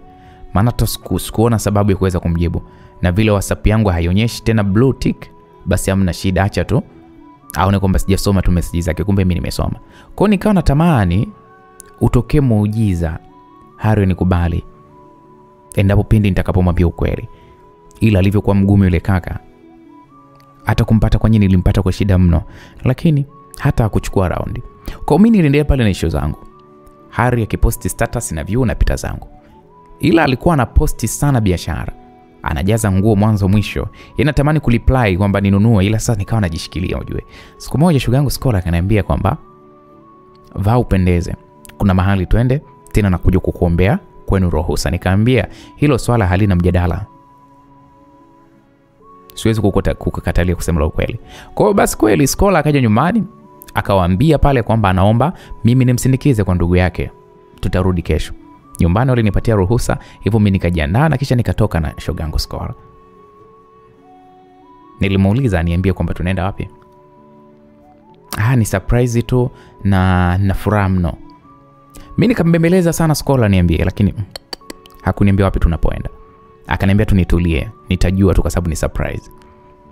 Shoga yangu siku hiyo alikodi mpaka taxi, tuwezi amini, ya kutupeleka huko tuenda hapo. Kweli tukafika kwenye hoteli moja hivi tukashuka. Scholar kaongoza kuingia ndani, mimi namfuata tu nyuma mpaka kwenye chumba kimoja wapo. Akaniambia tuingie. Mimi nilianza pale kupata shauku sasa kutaka kujua ni dhamira yake huyu. Tukaingia humo ndani ya hiko chumba cha hoteli. Hapakuwa hata na mtu. Ikabidi muulize, wewe kuna nini kinachoendelea kwa ni Scholar? Mbona mimi mwenzo wewe sikuelewi? Scholar akaniambia bwana, hamna jambo kubwa shoga yangu. Nimetaka tu leo tubadilishe mazingira tuje kulala huko. Kwa umepalipia hapa? Akasema yeye. Nikamwambia Scholar, mbona hatukusimama pale reception mapokezi kufanya malipo? Tumepitiliza tu moja kwa moja mpaka huko. Mimi nililipia tangu muda. Nikamwambia tangu muda? Mbona hatukusimama kuchukua funguo? Kwa hiyo unataka kuniambia chumba kiliacho wazi? Hapana shoga yangu, nisamee tu kama nitakuwa nimekukwaza. Harry ndo ameniomba nikulete huko. Nikamwambia unasemaje wewe? Ndo hivyo rafiki yangu. Nikamwambia unafanya mambo kama mtoto Scholar. Nilisema staki jamani na huyu Harry. Lakini mwenzangu mbona unielewi? Na sina shida kuweza kuletwa hapa mimi. Sihitaji chochote kusikia kutoka kwake. Lakini Lulu mimi sijafanya kwa ubaya. Nikamwambia okay sawa, mimi siwezi kubaki hapa. Narudi nyumbani, sihitaji kukutana na kiumbe. Kwa pale nikanyanyuka nikataka kutoka. Nikakutana na Harry sasa mlangoni. Nikamwambia nipishe mimi nipite. Alibaki tu ananiangalia. Nikamwambia bwana naomba nipite. Hari akaniambia naomba tuongee japo dakika 2 alafu utaenda. Nikamwambia mimi sina cha kuongea na wewe. Naomba uniache niende. Kwani Hari hata alinijibu? Alinishika tu mkono akanirudisha ndani, akafunga mlango na funguo na akauchomoa pale mlangoni. Alafu akaenda kukaa zake kwenye sofa. Lulu, basi naomba ukae. Tutaongeaje ukiwa umesimama hivyo? Hari, naomba unifungulie mlango niondoke. Please. Nitapiga simu kwa kaka Lucy sasa hivi. No baby, usifanye hivyo. Mimi mbona sina tatizo na wewe. Wala sina nia mbaya. Nilimwomba rafiki yako nisaidie, maana mimi nataka kwa ajili ya kuongea na wewe Lulu. Hivyo nisikilize basi kwanza. Naomba niende kabla sijampigia simu kaka. Hari alisimama na kuja nilipokuwa nimesimama mimi. Akaniambia, Lulu, si unanisikiliza japo kidogo, nakuomba. Rafiki yako akaniambia kila kitu kuhusiana na wewe. Hivyo nikwambie tu kwamba nilimwomba nisaidie nikutanishe na wewe baada ya kuniambia kuhusiana na mambo ambayo wewe uko nayo. Skola akakwambia kila kitu kuhusu mimi? Ndio. Skola, umemwambia nini Hari? Mbona wewe ni snitch pia na wewe? No. Hajakosea kuniambia Lulu, hajakosea. Najua una machungu sana na mimi, wajua kwamba nakupenda Lulu, sitaki uumie. Naomba basi usiwe mbishi eti. Naahidi mbele rafiki yako sitokuwa chanzo cha stress zingine kwako. Ameniambia, kwa nini ulikuwa unaogopa kuweza kuniambia ukweli yote sababu ya kile nilichokuwa nimekufanyia? Ule ulikuwa ni uzembe wangu na wala siwezi kukulaumu wewe. Mimi niko fresh tu kwa lolote hata kama nitakuwa nimeambukizwa. Naomba tuwe pamoja, usiendelee kunifanya niumie maana bado nakupenda na ninajutia mno kukukosea katika maisha yangu. Naomba unisamehe. Unajua nilimwangalia tu Skola kwa jicho la hasira sana. Kwa akili zake ameona kama vile amenisaidia kumwambia Hari ukweli, kisa mimi nilishindwa kumwambia. Ila siku Hari akija kunigeuka, shida itakuwa iko kwangu. Kwa jinsi nitakavyokuwa naumia moyo. Nilimwambia, bwana, mimi nimekuelewa na ninashukuru kama ameelewa situation nzima, ila kwa muda huu bwana mimi sitaki tena mahusiano. Nataka tu nielekeze akili yangu kwenye kusoma. Hapo akaniambia kwamba kanielewa. Ila ikanibidi mimi nimwambie bwana pale sisi tunaondoka. Kweli tukaondoka na Skola, lakini njia nzima aliniomba sana msamaha Skola. Mimi hata sikuwa namjibu, nikarudi zangu nyumbani. Nyumbani walishangaa kwamba mbona nimerudi wakati niliwaambia kwamba nasafiri. Kwamba nitarudi kesho. Nikamwambia bwana safari imeahirishwa. Skola alinitumia message kwamba Lulu rafiki yangu, mimi nikushauri kitu, naona si vibaya ukarudiana tu na Hari. Maana mimi nimeongea naye, yani kakubali kila kitu. Yani yuko tayari kwa lolote lile. Tengeneza naye upya tu, ila mwambie akupe nafasi usome. Si unajua kwenu unapo pia walivyokuwa wakari mpaka walihangaika kuachanisha. Mwambie kuacha umalize form 6 alafu aje kwenu kwa ajili ya kukutolea barua. Hapo wazazi hawatakuwa na shida kabisa. Au mimi niongee naye kuhusu hilo. Sasa Skola aliponiuliza hivyo nikamwambia, wewe Skola, naomba una mipaka na maisha yangu. Umeongea vitu vingi sana ambavyo mimi sijakuruhusu na uliniahidi kunitunzia siri, lakini nimekuacha. Hivyo naomba uishi hapo hapo ulipoitoa hiyo siri. Yaani tusije tukakosana na ukaniona mimi ni mbaya. Maamuzi ni ya kwangu mimi. Sijui unanielewa? Sihitaji mtu mwingine aweze kunipangia na sitaki uongee na Hari tena kuhusiana na mimi. Vinginevyo tutafika mbali. Sitaki. Hapo nayazungumza hayo, lakini moyoni mwangu nasema natamani mambo yaende vizuri. Na aliyoyaongea Skola sio mbaya, ila jeuri sasa. Na kiburi mie. Okay, ngoja nitikise kiberiti kwanza. Sikutaka ukaribu na Hari, japo alikuwa ananitafuta mno na kutaka kuwa karibu na mimi. Sana tu alikuwa anahitaji ukaribu na mimi. Na alikuwa ananiambia eti kwamba nikiwa na shida yoyote nimwambie, ila mimi sikutaka kufanya hivyo. Nilikaza. Hadi likizo ikaisha nikarudi shule. Skola alinishauri sana nisije kujiweka karibu na Dorcas na pamoja na Kili, maana tayari nionyesha dharau ya kiasi kikubwa mno. Kwa nilimhakikishia kwamba sitaweza tena kuwapa nafasi kwenye maisha yangu mimi. Na mimi nitazingatia tu masomo. Kwa kusema ule kweli msikilizaji, nilikuwa niko busy tu na shule. Asikwambie mtu. Yaani sitaki mazoea na mtu. Japo kuna muda nilikuwa na miss niwe na rafiki wa karibu, ila niliogopa sana, sikutaka hata. Kili na mwenzie Dorcas tulikuwa tunapishana tu kama magari hivi. Sasa siku moja kabla kufunga shule tena kwa ajili ya kumaliza form 5 na kuingia form 6, nikiwa zangu nimetulia tu natamani siku iishe twende makwetu, Dorcas akaja pale na kabarua akanipatia. Nikasema kaandika nini? Au kaona yale aloyasema hayakuwa sawa? Au kaniomba msamaha? Kwa nilimstahi tu nikachukua hiyo barua na kisha pale nilianza kuikunjua. Nione nani kuna nini hii barua? Nani kaituma? Nini kimeandikwa? Sijui tena. Basi nikaikunjua pale. Alikuwa ameandika mambo. Nilikuwa na shida hapa ya 300 hivyo nahitaji kutoka kwako. Kitu unachotakiwa kuweza kukifanya tukifika nyumbani tu nitumie. Kama ukishindwa kufanya hivyo basi shule nzima watajua ule upuuzi wako uliotaka kumfanyia kakaangu Kili. Yaani shule nzima watajua hali yako. Nitabandika matangazo shule nzima darasani pia kwamba wewe ni mwathirika wa ukimwi. Unajua kwa nilishangaa huyu Dorcas ana wivu au ananitafuta nini kwani? Kwa pale ilibidi ninyanyuke nikaanza kumtafuta Kili. Nilimkuta alikuwa amekaa na wavulana wenzie. Mimi nilichokifanya pale nilimvuta tu mpaka pembeni. Wenzake walibaki tu pale, kuna nini? Mimi nikamuonesha ile barua ya ndugu yake. Nikamuuliza, kwani mimi nimekukosea nini?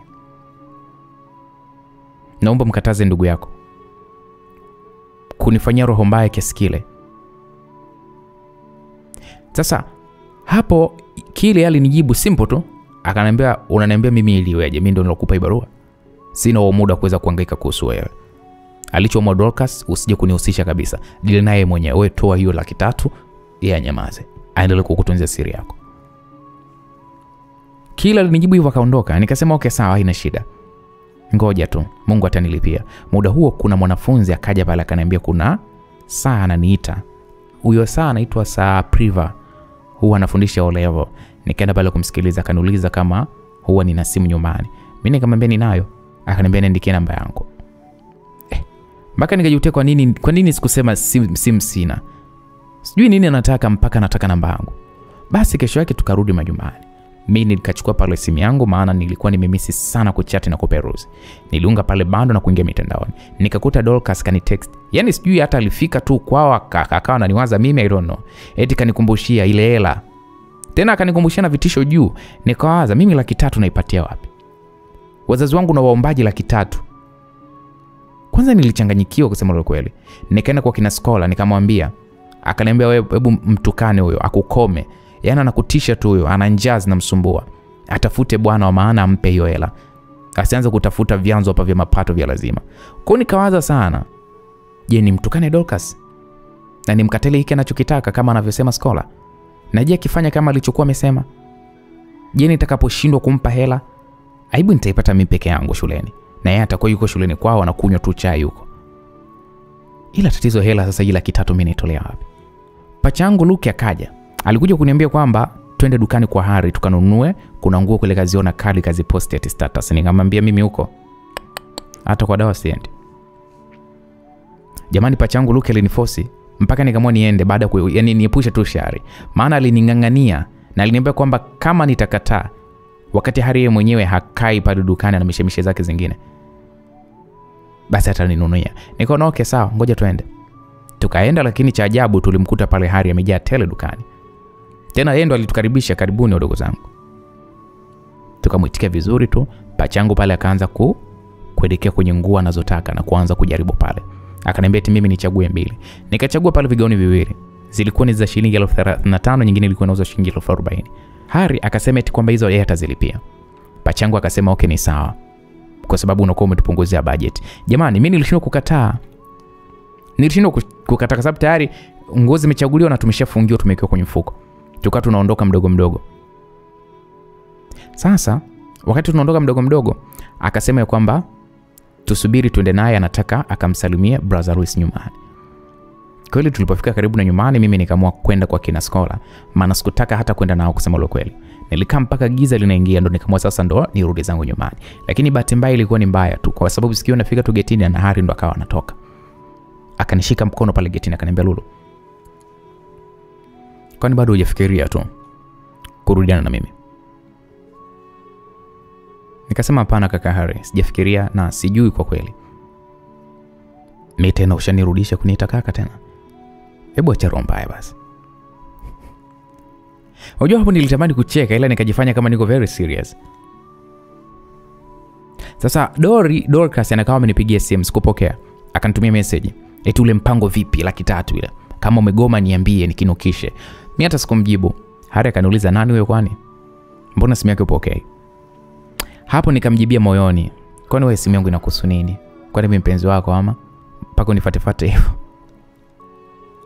Sikumjibu, lakini hilo nikali limeelekea moyoni.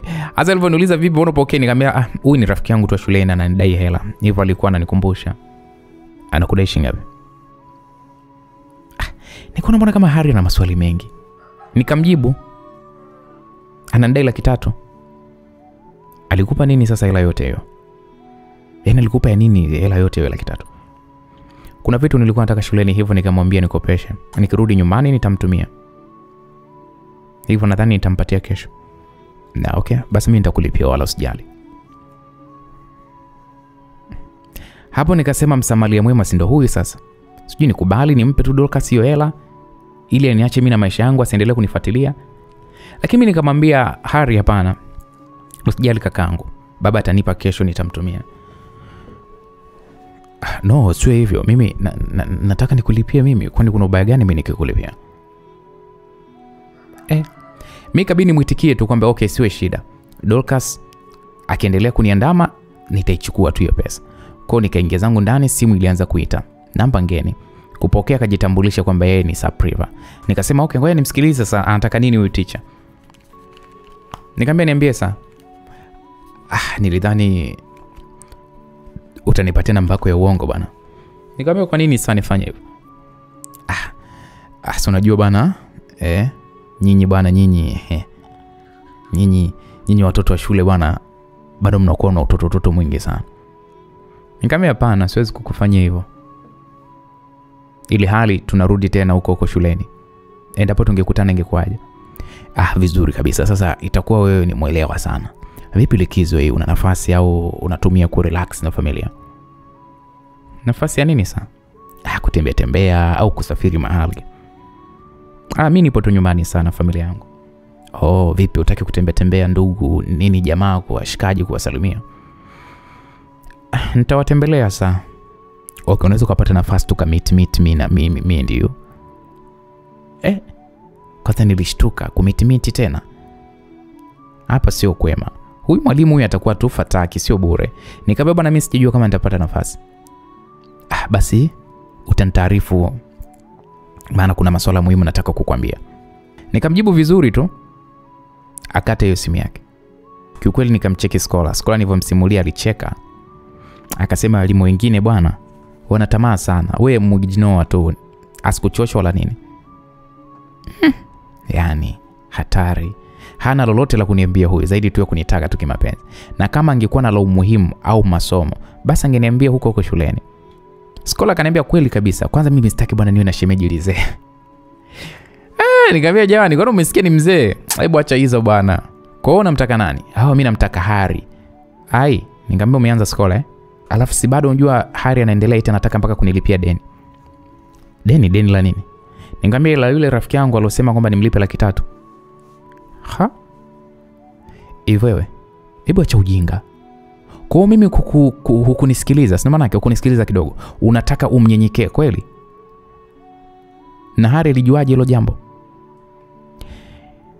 Scholar, Dorcas alikuwa ananipigia wakati ambapo nipo na Hari. Sikupokea, ndo Hari akaniuliza mbona sipokee simu. Nikamwambia kwamba huyu mtu ananipigia na nidai, nitampokelea baadaye. Ndo akasema kwamba anataka nilipie. Wewe hakuna kumlipa chochote huyo. Alafu unajua unanikera ujue Lulu. Scholar, unajua mimi na wasiwasi tu, yani sijui nitaface vipi watu wakishanitangazia shuleni. Huyo wala tusipate naye tabu. Tumtafute na kisha unamwambia kwamba kishatangaza atashtakiwa kwa kukudhalilisha.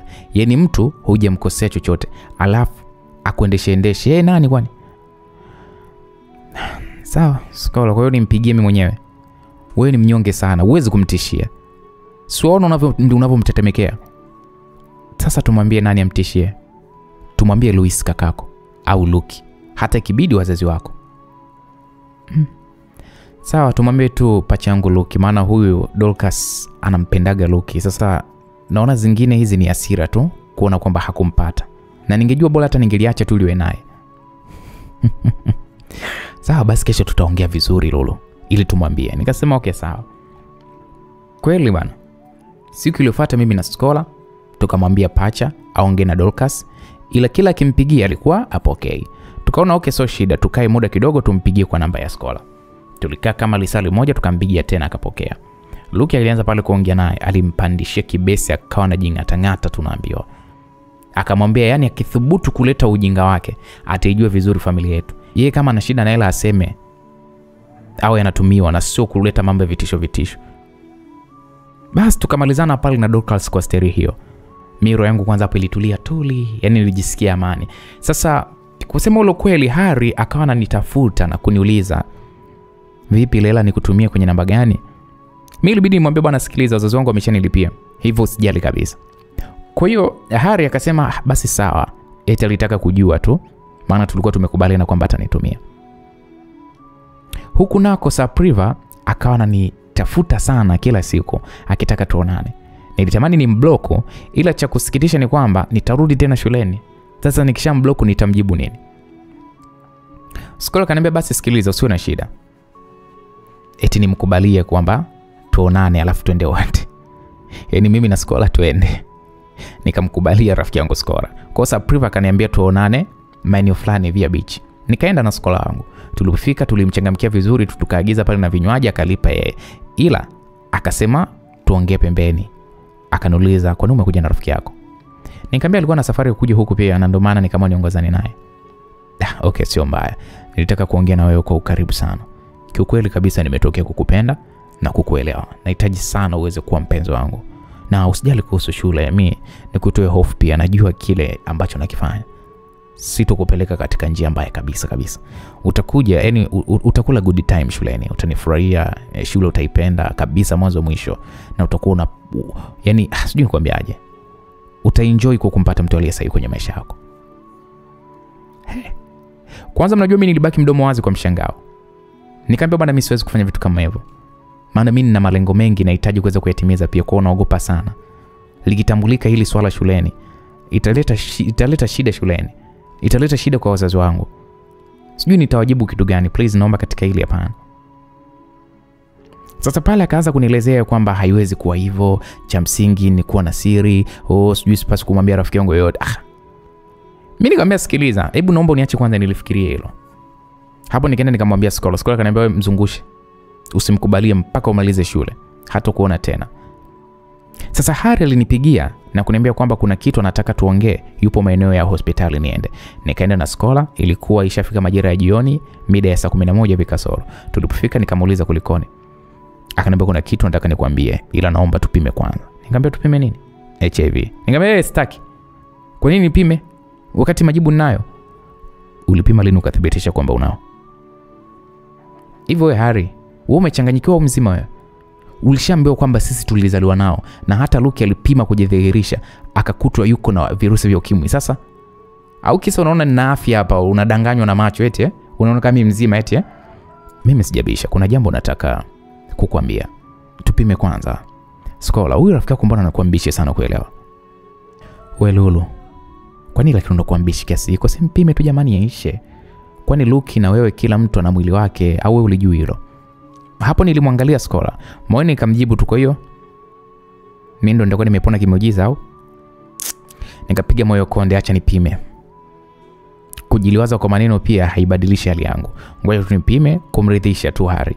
Ikiwa majibu tayari mimi nishajua kwamba mimi ni mwathirika. Basi tukaingia pale mimi pamoja na Harry. Skola alitungojea kwa nje. Tukapima kisha tukawa tumeitwa pale kwa ajili ya majibu. Nilihisi pressure inanipanda. Nilimwa kuondoka. Unajua nilimpita Skola mkuku break ya kwanza chumbani kwangu. Jasho lilikuwa linanitiririka vibaya mno. Kwanza nikavua nguo zote. Harry akawa ananipigia sana simu sikupokea. Skola naye akawa ameanza pale kunipigia, lakini sikutaka kabisa kupokea. Sikutaka. Sasa Luki alikuja pale kunigongea. Nikamfungulia.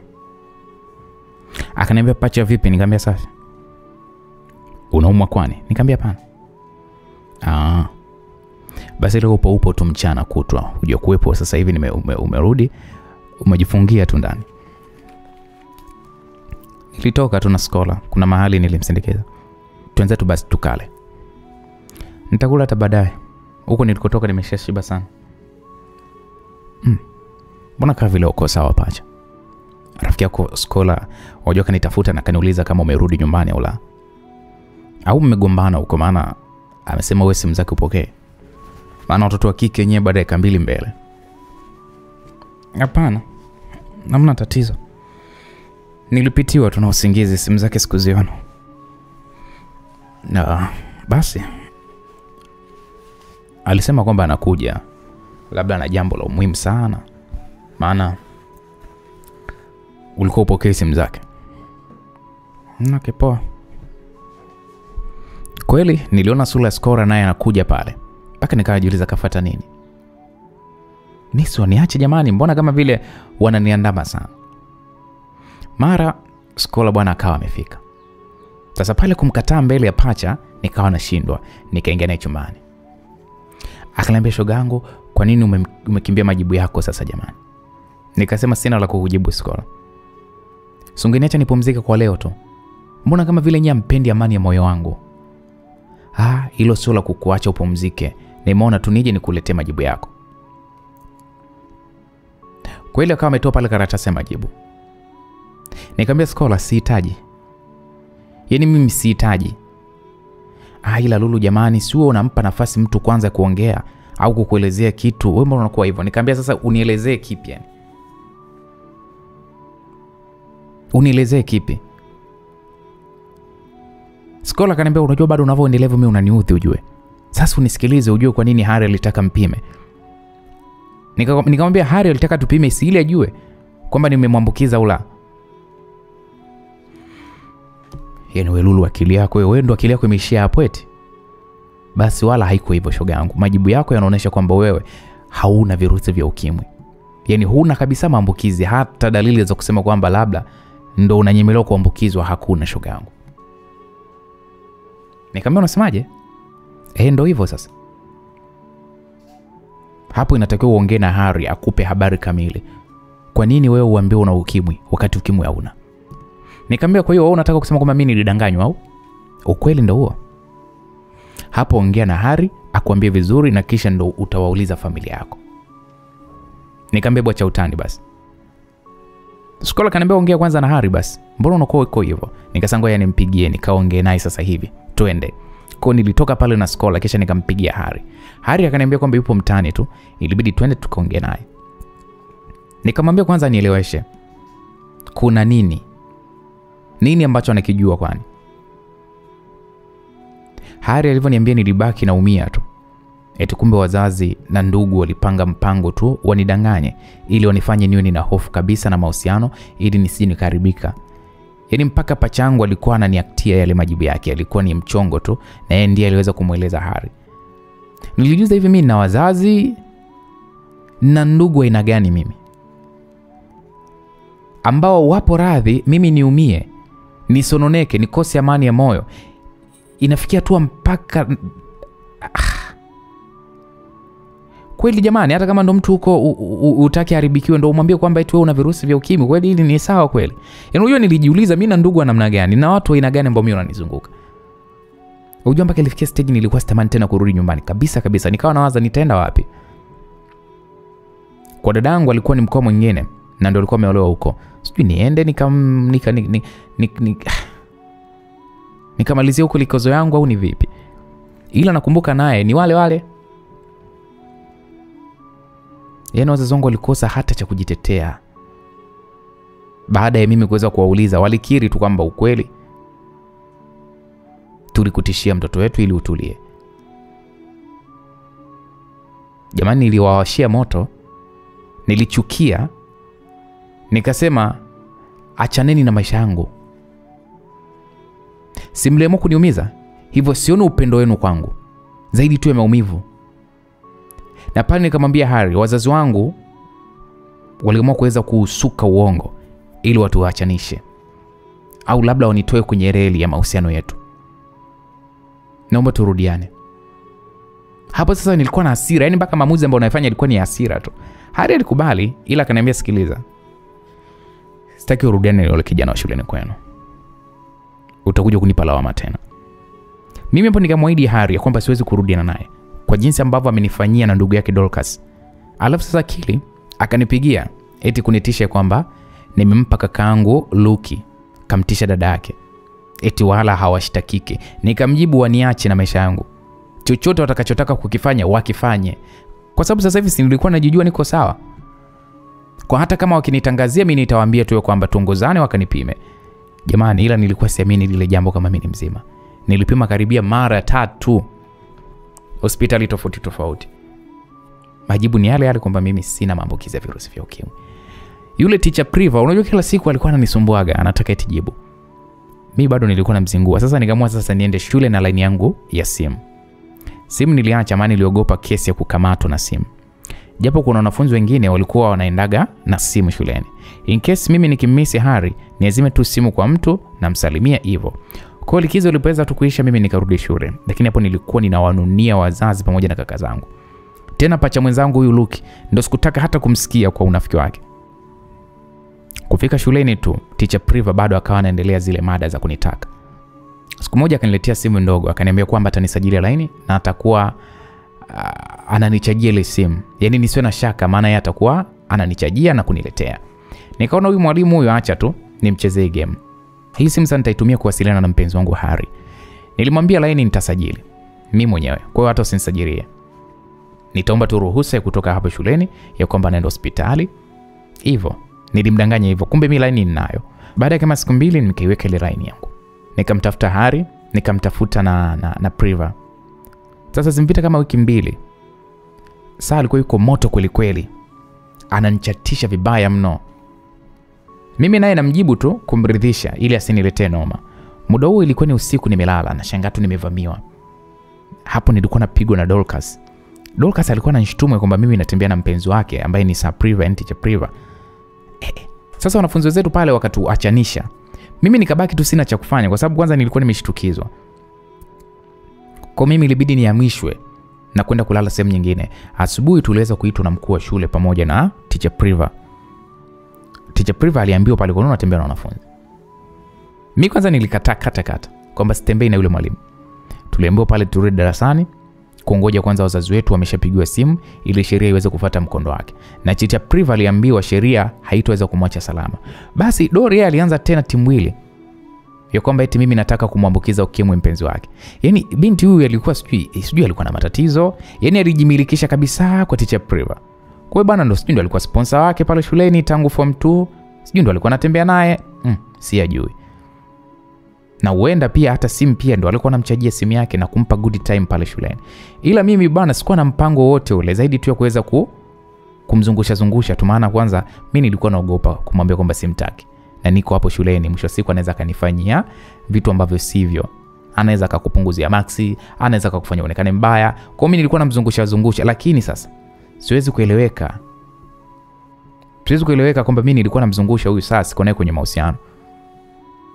Kwa yale ambayo Dorcas alikuwa anaamini, watu wakaamini ya kwamba mimi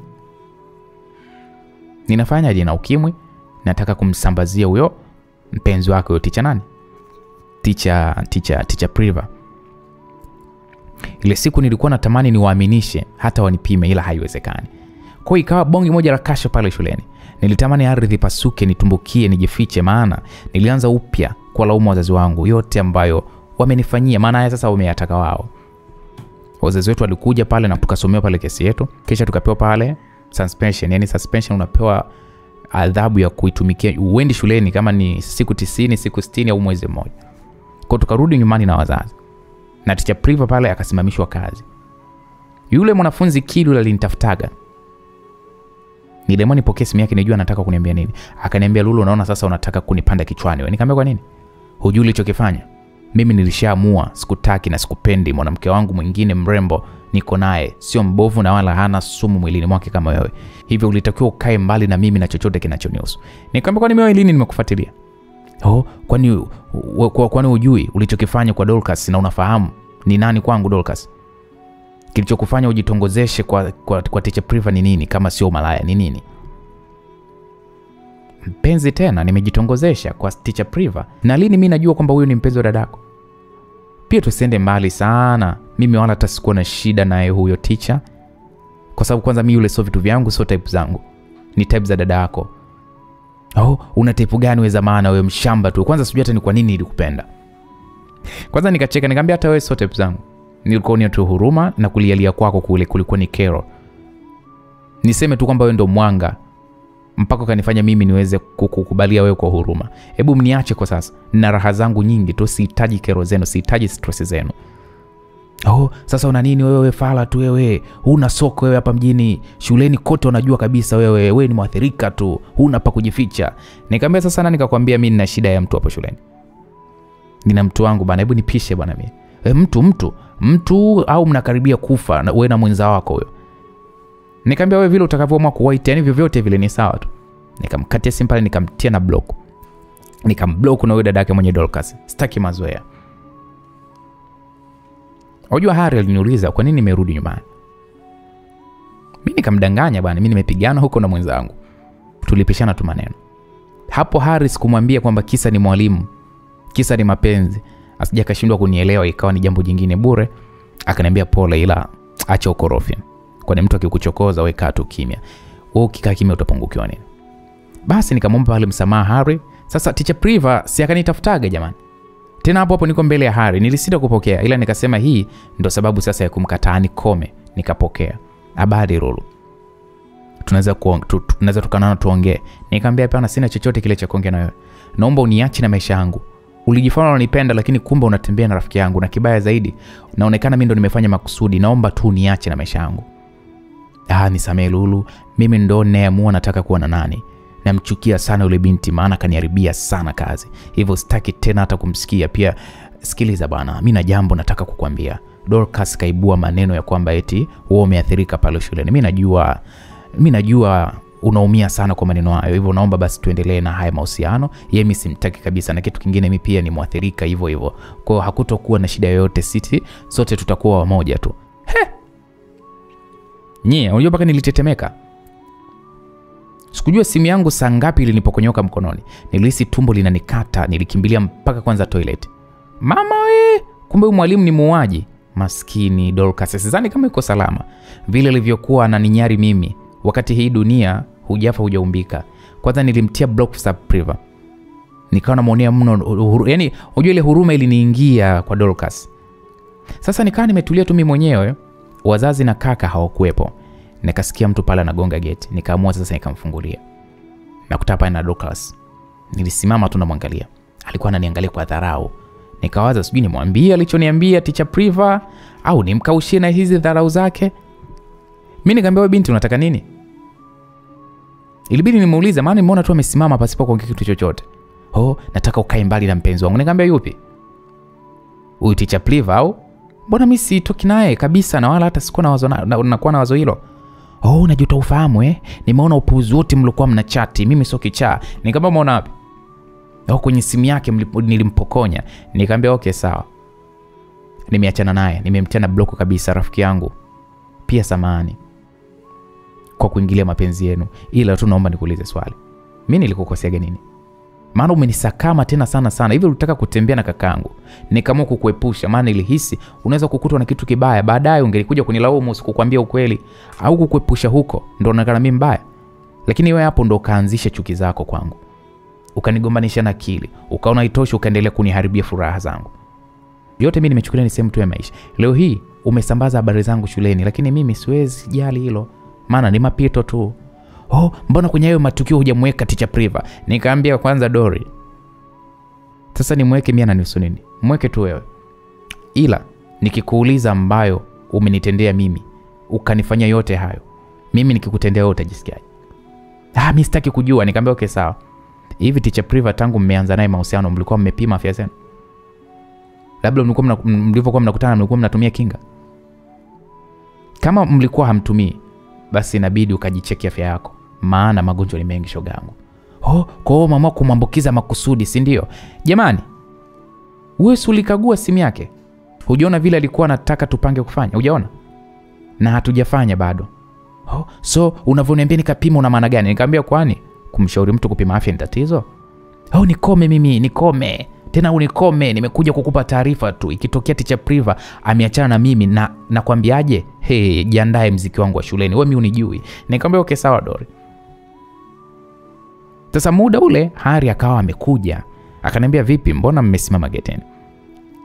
Nikasema ni rafiki yangu tukapita hapa mara moja kunisalimia. Ama una kuingia ndani atachelewa. Kagoma. Okay. Mambo mrembo. Hapo Hari alimsalimia Dorcas. Dorcas akaitikia. Nikamuuliza, baby vipi? Mbona kwetu sasa hivi?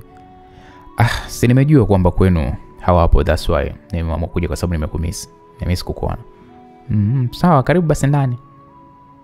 No, miss kai kabisa. Nataka tu nirudi nyumbani kwa ajili ya kupumzika, nimechoka mno. Kuna zawadi tu nilikuwa nimekuletea. Hapo Hari alinipatia mfuko. Nikamwambia asante baby. Na okay, usijali, usikae mbali na simu yako. Nikamwambia okay sawa hani. Poa bye. Akanikisi pale kwenye paji la uso, huyu akaondoka zake. Sasa hapo nikamuuliza Dori, vipi hivi tulimaliza kuongea au bado? Nilimuuliza nani?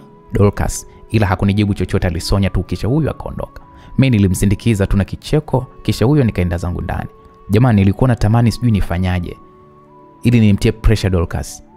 Nikamwona nimpigie teacher Priva, nikarekodi mazungumzo yetu. Akaanza kunilaumu pale eti kwamba mimi nimemblock. Mimi nikamwomba msamaha kisha nikaanza kumchimba sasa. Nikamwambia sasa Priva, unapoomba radhi ni kweli unamaanisha unataka kuwa na mimi? Ndio, kwani kipi kinachoshindikana? Nikamwambia sasa shuleni sikutazidi kuwa balaa. Maana Dorcas kanifuata hapa kwetu na kuniletea fujo sana. Amepaza sauti mtaa mzima na kunidhalilisha. Dorcas hawezi kukusumbua kitu chochote kile. Nikamwambia lakini ni mpenzi wako kwa muda mrefu, hata kubali kirahisi hivyo. Achana na Dorcas bwana, mimi niko na wewe. Nikamwambia nitaachana naye vipi wakati huo ndio kweli? Na kwa nini ulikuwa unanitaka mimi hali ya kuwa unajua kabisa umeathirika? Hivyo ulitaka kuniangamiza, si ndio? Sapriva, mimi sina wa ugonjwa. Hivyo naomba uniache na maisha yangu. Na mhurumia tu huyo Dorcas ambaye alidanganyika na wewe. Lulu, hebu acha utani hivyo bwana. Wewe hauna ukimwi wewe. Na kwa nini sasa Dorcas aseme wewe umeathirika? Nikamwambia uweze kumchagulia mtu cha kuongea. Basi nikuombe kitu kimoja sasa, usije kama ukamwambia Dorcas hiki kitu. Nikamwambia sijui kama nitaweza kunyamaza. Mshenzi sana wewe mwalimu. Lazima nimwambie Dorcas asiendelee kukulilia muuaji mkubwa wewe. Lulu kaa kimya, ole wako nisikie hiki kitu kwa mtu yoyote. Mimi nikamkatia simu. Asinitishe. Hawaza sijui nimwambie Dorcas akate kimdomodomo chake. Japo siombei awe amepata ugonjwa, ila tu tutaheshimiana, yani ataniheshimu. Nimwambie nisimwambie? Sasa mimi hapo nikamwambia okay, ngoja nimtafute Hari. Nilimtafuta Hari na kumwambia kwamba yule msichana alionikuta naye ndo rafiki yangu wa shuleni. Alokuwa ganantishiaga kwamba atatangaza habari zangu shuleni. Na ametangaza kweli, na ndo sababu ilionifanya mpaka nikawa nimepigana naye. Huku na huku kuna mwalimu bwana akanitafuta. Huyo mwalimu ana date naye. Yeye ameanza kunipa pole na kutaka niwe naye kwenye mahusiano, maana yeye yuko na HIV pia. Sasa hapa nilipo namsikitikia sana shogangu Dorcas, ambaye alikuwa ananichamba kweli kweli, ananisakam vibaya mno pasipo kujua kwamba na yeye anatembea na mtu ambaye si salama.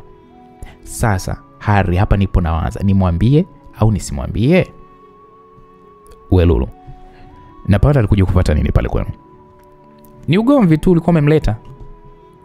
Sasa huyu unapaswa uweze kumwambia ukweli. Maana kwa kumwambia ukweli unaweza kumwepusha kwa kiasi chake. Maana uwezi jua yeye na huyo mwalimu walikuwa wanafanya vipi. So nimwambie? Yeah. Na pia umwambie kwamba wewe uko safe. Ulimdanganya tu. Kweli. Alafu sasa unajua, nadhani ita make sense. Sawa, ila nishasema sitaki nisikie kwamba unarudiana na yule kijana yule wa shuleni kwenu. Siwezi jamani. Wewe sema tu uweze, alafu ije utoke umerudiana naye. I promise you siwezi. Okay, naomba uende sasa usome sasa. Hebu achana na hayo mambo yasiyokuwa na faida. Huyo rafiki yako Dorcas huyo sijui umwambie ukweli ili aache kuweza kukukalia kooni. Ikibidi mwambie na yeye faili lake pia utalitoa hapo shuleni. Sawa baby. Nitamtafuta niweze kuongea naye. Kweli nye, mimi nilijipanga kwa ajili ya kwenda nyumbani kwa kina Dorcas. Basi siku nilienda, nilipofika mamake aliweza kunikaribisha. Nilimwomba niweze kuongea na Dorcas. Mamake alinipokea vizuri tu. Na nahisi alihisi kwamba mimi nimekuja kurekebisha urafiki wangu na Dorcas. Hivyo alimwomba mwanae tuongee vizuri. Kwa tulitoka nje mimi na Dorcas tukakaa mahali penye kivuli. Dorcas akaanza kuninyali na kusikiliza. Nikamwambia Dorcas, nimekuja hapa kwenu kwa wema kabisa. Nataka kuzungumza na wewe. Kwanza nikushukuru sana kwa kipindi chote ambacho tuliweza kuwa pamoja kama marafiki. Ulinipokea vizuri kabisa siku ya kwanza shuleni. Na pia ulikuwa ni support wangu mzuri sana kwangu. Ndugu yako alitaka kuwa na mimi. Hivyo mimi niliamua kumfanyia challenge na kumdanganya kuhusu afya yangu. Kitu kizuri na cha kumpongeza, alifanikiwa kukwepa mtego wangu na akakubali. Ila shida ilianzia pale wewe ulipofahamu. Ndio karibu kila kitu. Na wala Dorcas mimi sitaki kukulaumu sana. Ila ulifanya kile awe mtu mwingine kabisa. Nikashukuru tu, pengine labda lilikuwa ni swala muda tu kuona msimamo halisi wa kakako Kili. Tukiachana hayo yote. Je, hayo mambo ambayo wewe umenifanyia, sijui unaelewa? Wewe unaweza kuhimili endapo ukifanywa? Maana mimi niko safe, yani sina tatizo lolote kwenye afya.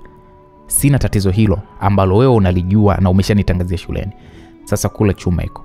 Nina wasiwasi wewe ndio unaweza kuwa na hilo tatizo. Unaongea vitu gani wewe? Nikamwambia sikiliza Dorcas. Mimi baada ya kuweza kurudishwa nyumbani na huko shuleni wewe umeshanitangazia mimi niko na huo ugonjwa. Nilifanya mazungumzo na teacher Priva. Na akaniambia maneno ambayo niliyarekodi. Ngoja nikuwekea hapo usikilize. Hapo nikatoa simu yangu mfukoni. Nikatafuta ile rekodi. Nikamsikilizisha bwana Dorcas. Dorcas unajua alichanganyikiwa ghafla. Kwanza alikaa chini kabisa na akatoka kwenye kiti akaanza kulia ya kwamba teacher Priva kamuua. Mamake akatoka pale akauliza, "Jamani kulikoni?" Mwanae si ndo pressure kampanda. Jamani nilichanganyikiwa, ilibidi tumkimbize hospitalini. Kwanza mpaka nilianza kujuta kwa nini nilimwambia mtoto wa watu. Akikutwa na baya, sijui nitamwambia nini mzazi wake. Ilibidi nimtafute Harry na nikamwambia kwamba mimi huko nisharibu. Harry akaniambia ningoje hapo nakuja. Kweli Harry alivyokuja ndo akaamua sasa amueleze yule mama. Maana mimi kusema ukweli nilikuwa nimeshikwa na kigugumizi. Nilikuwa na tetemeka. Ilibidi niondoke na nikamwahidi yule mama Dorcas kwamba kesho yake nitakuja. Kweli kesho yake mimi nilienda hospitali kumwangalia Dorcas. Kidogo Dorcas alipata nafuu ila muda wote alikuwa analia. Unajua mpaka nilimuonea huruma. Mama yake alikuwa na hasira sana na teacher Priva ya kwamba ametembea na mwanafunzi lakini mpaka sasa hajachukuliwa sheria yoyote ile kisheria zaidi tu ya kuweza kusimamishwa kazi. Hivyo aliwasiliana na uongozi wa shule na kuwaambia kwamba hali halisi iko hivi na hivi na hivi na hivi. Ikabidi tuitwe tena shuleni na teacher Priva pia litafutwa na likamatwa. Dorcas akawa amenifuata kuniomba msamaha kwa yale mambo yaliokuwa amenifanyia. Na eti kwamba alikuwa amejutia nafsi yake ya kwamba hakujua pia kama yuko salama au la. Mimi nilimwambia tu bwana usijali. Mimi nimeshakusamehe na pia inabidi upime afya yako. Pengine upo salama. Mimi sitaki naogopa. Ile ilikuwa ni lazima apime. Hiyo ilikuwa ni moja ya ushahidi kwa kesi ambayo ilikuwa inamkabili yule mwalimu Priva. Jamani, maisha haya. Sasa habari zangu zikazima. Zikaibuka za Dorcas sasa. Jamani, kila kona kawa anaongelewa yeye. Kili akawa amenifuata, nikamuuliza vipi Kili? Salama tu, mimi nilikuwa na shida na wewe. Nikamwambia ipi hiyo? Nahitaji kuongea na wewe samani lakini. Nikamwambia poa nakusikiliza, zungumza. Unajua samani sana kwa tabia yangu. Wewe una maana kubwa sana kwenye maisha yangu, sitaki nikupoteze. Nasikitika kwa kweli Lulu kwa kutokuwepo wakati ambapo ulikuwa unanihitaji.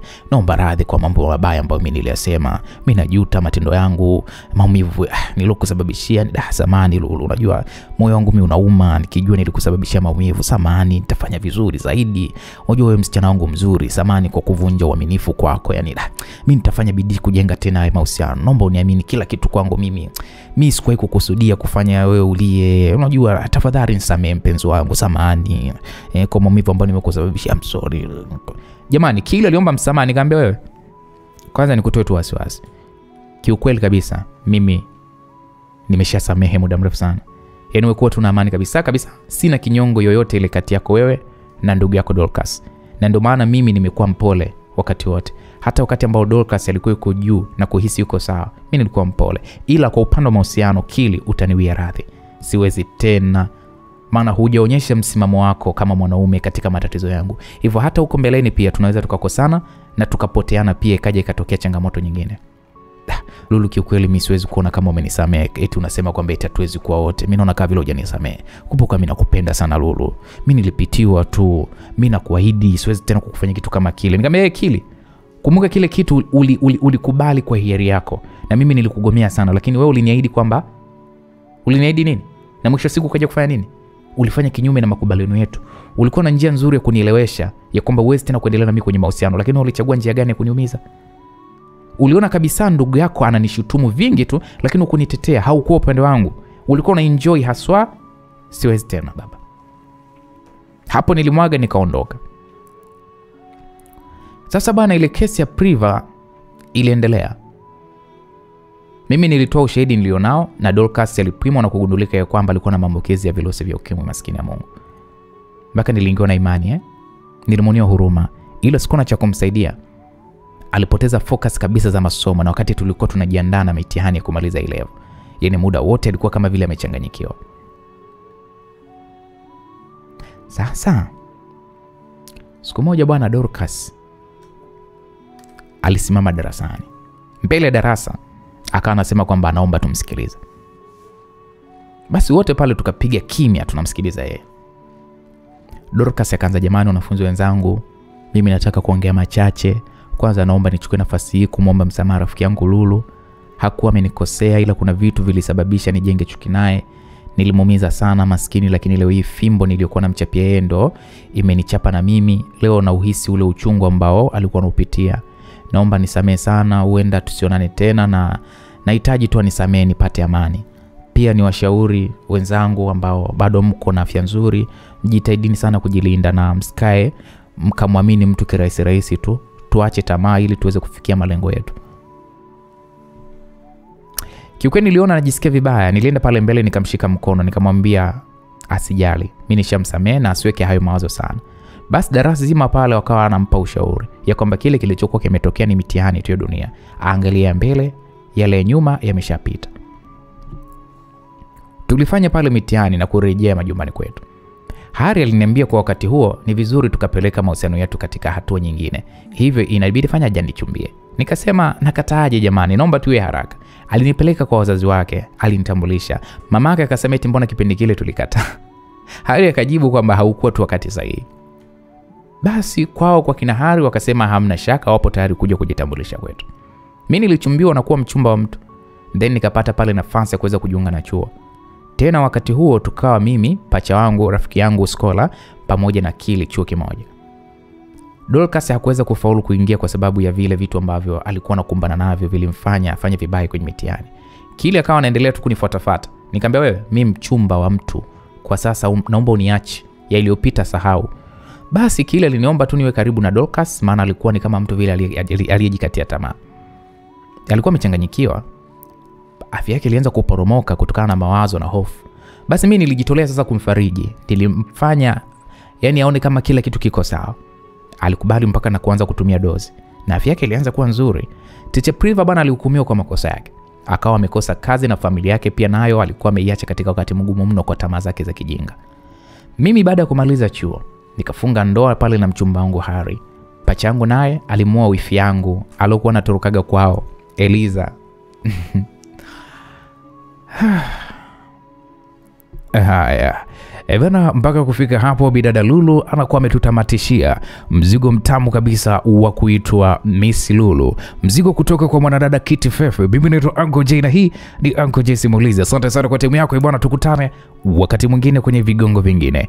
Kwaheri.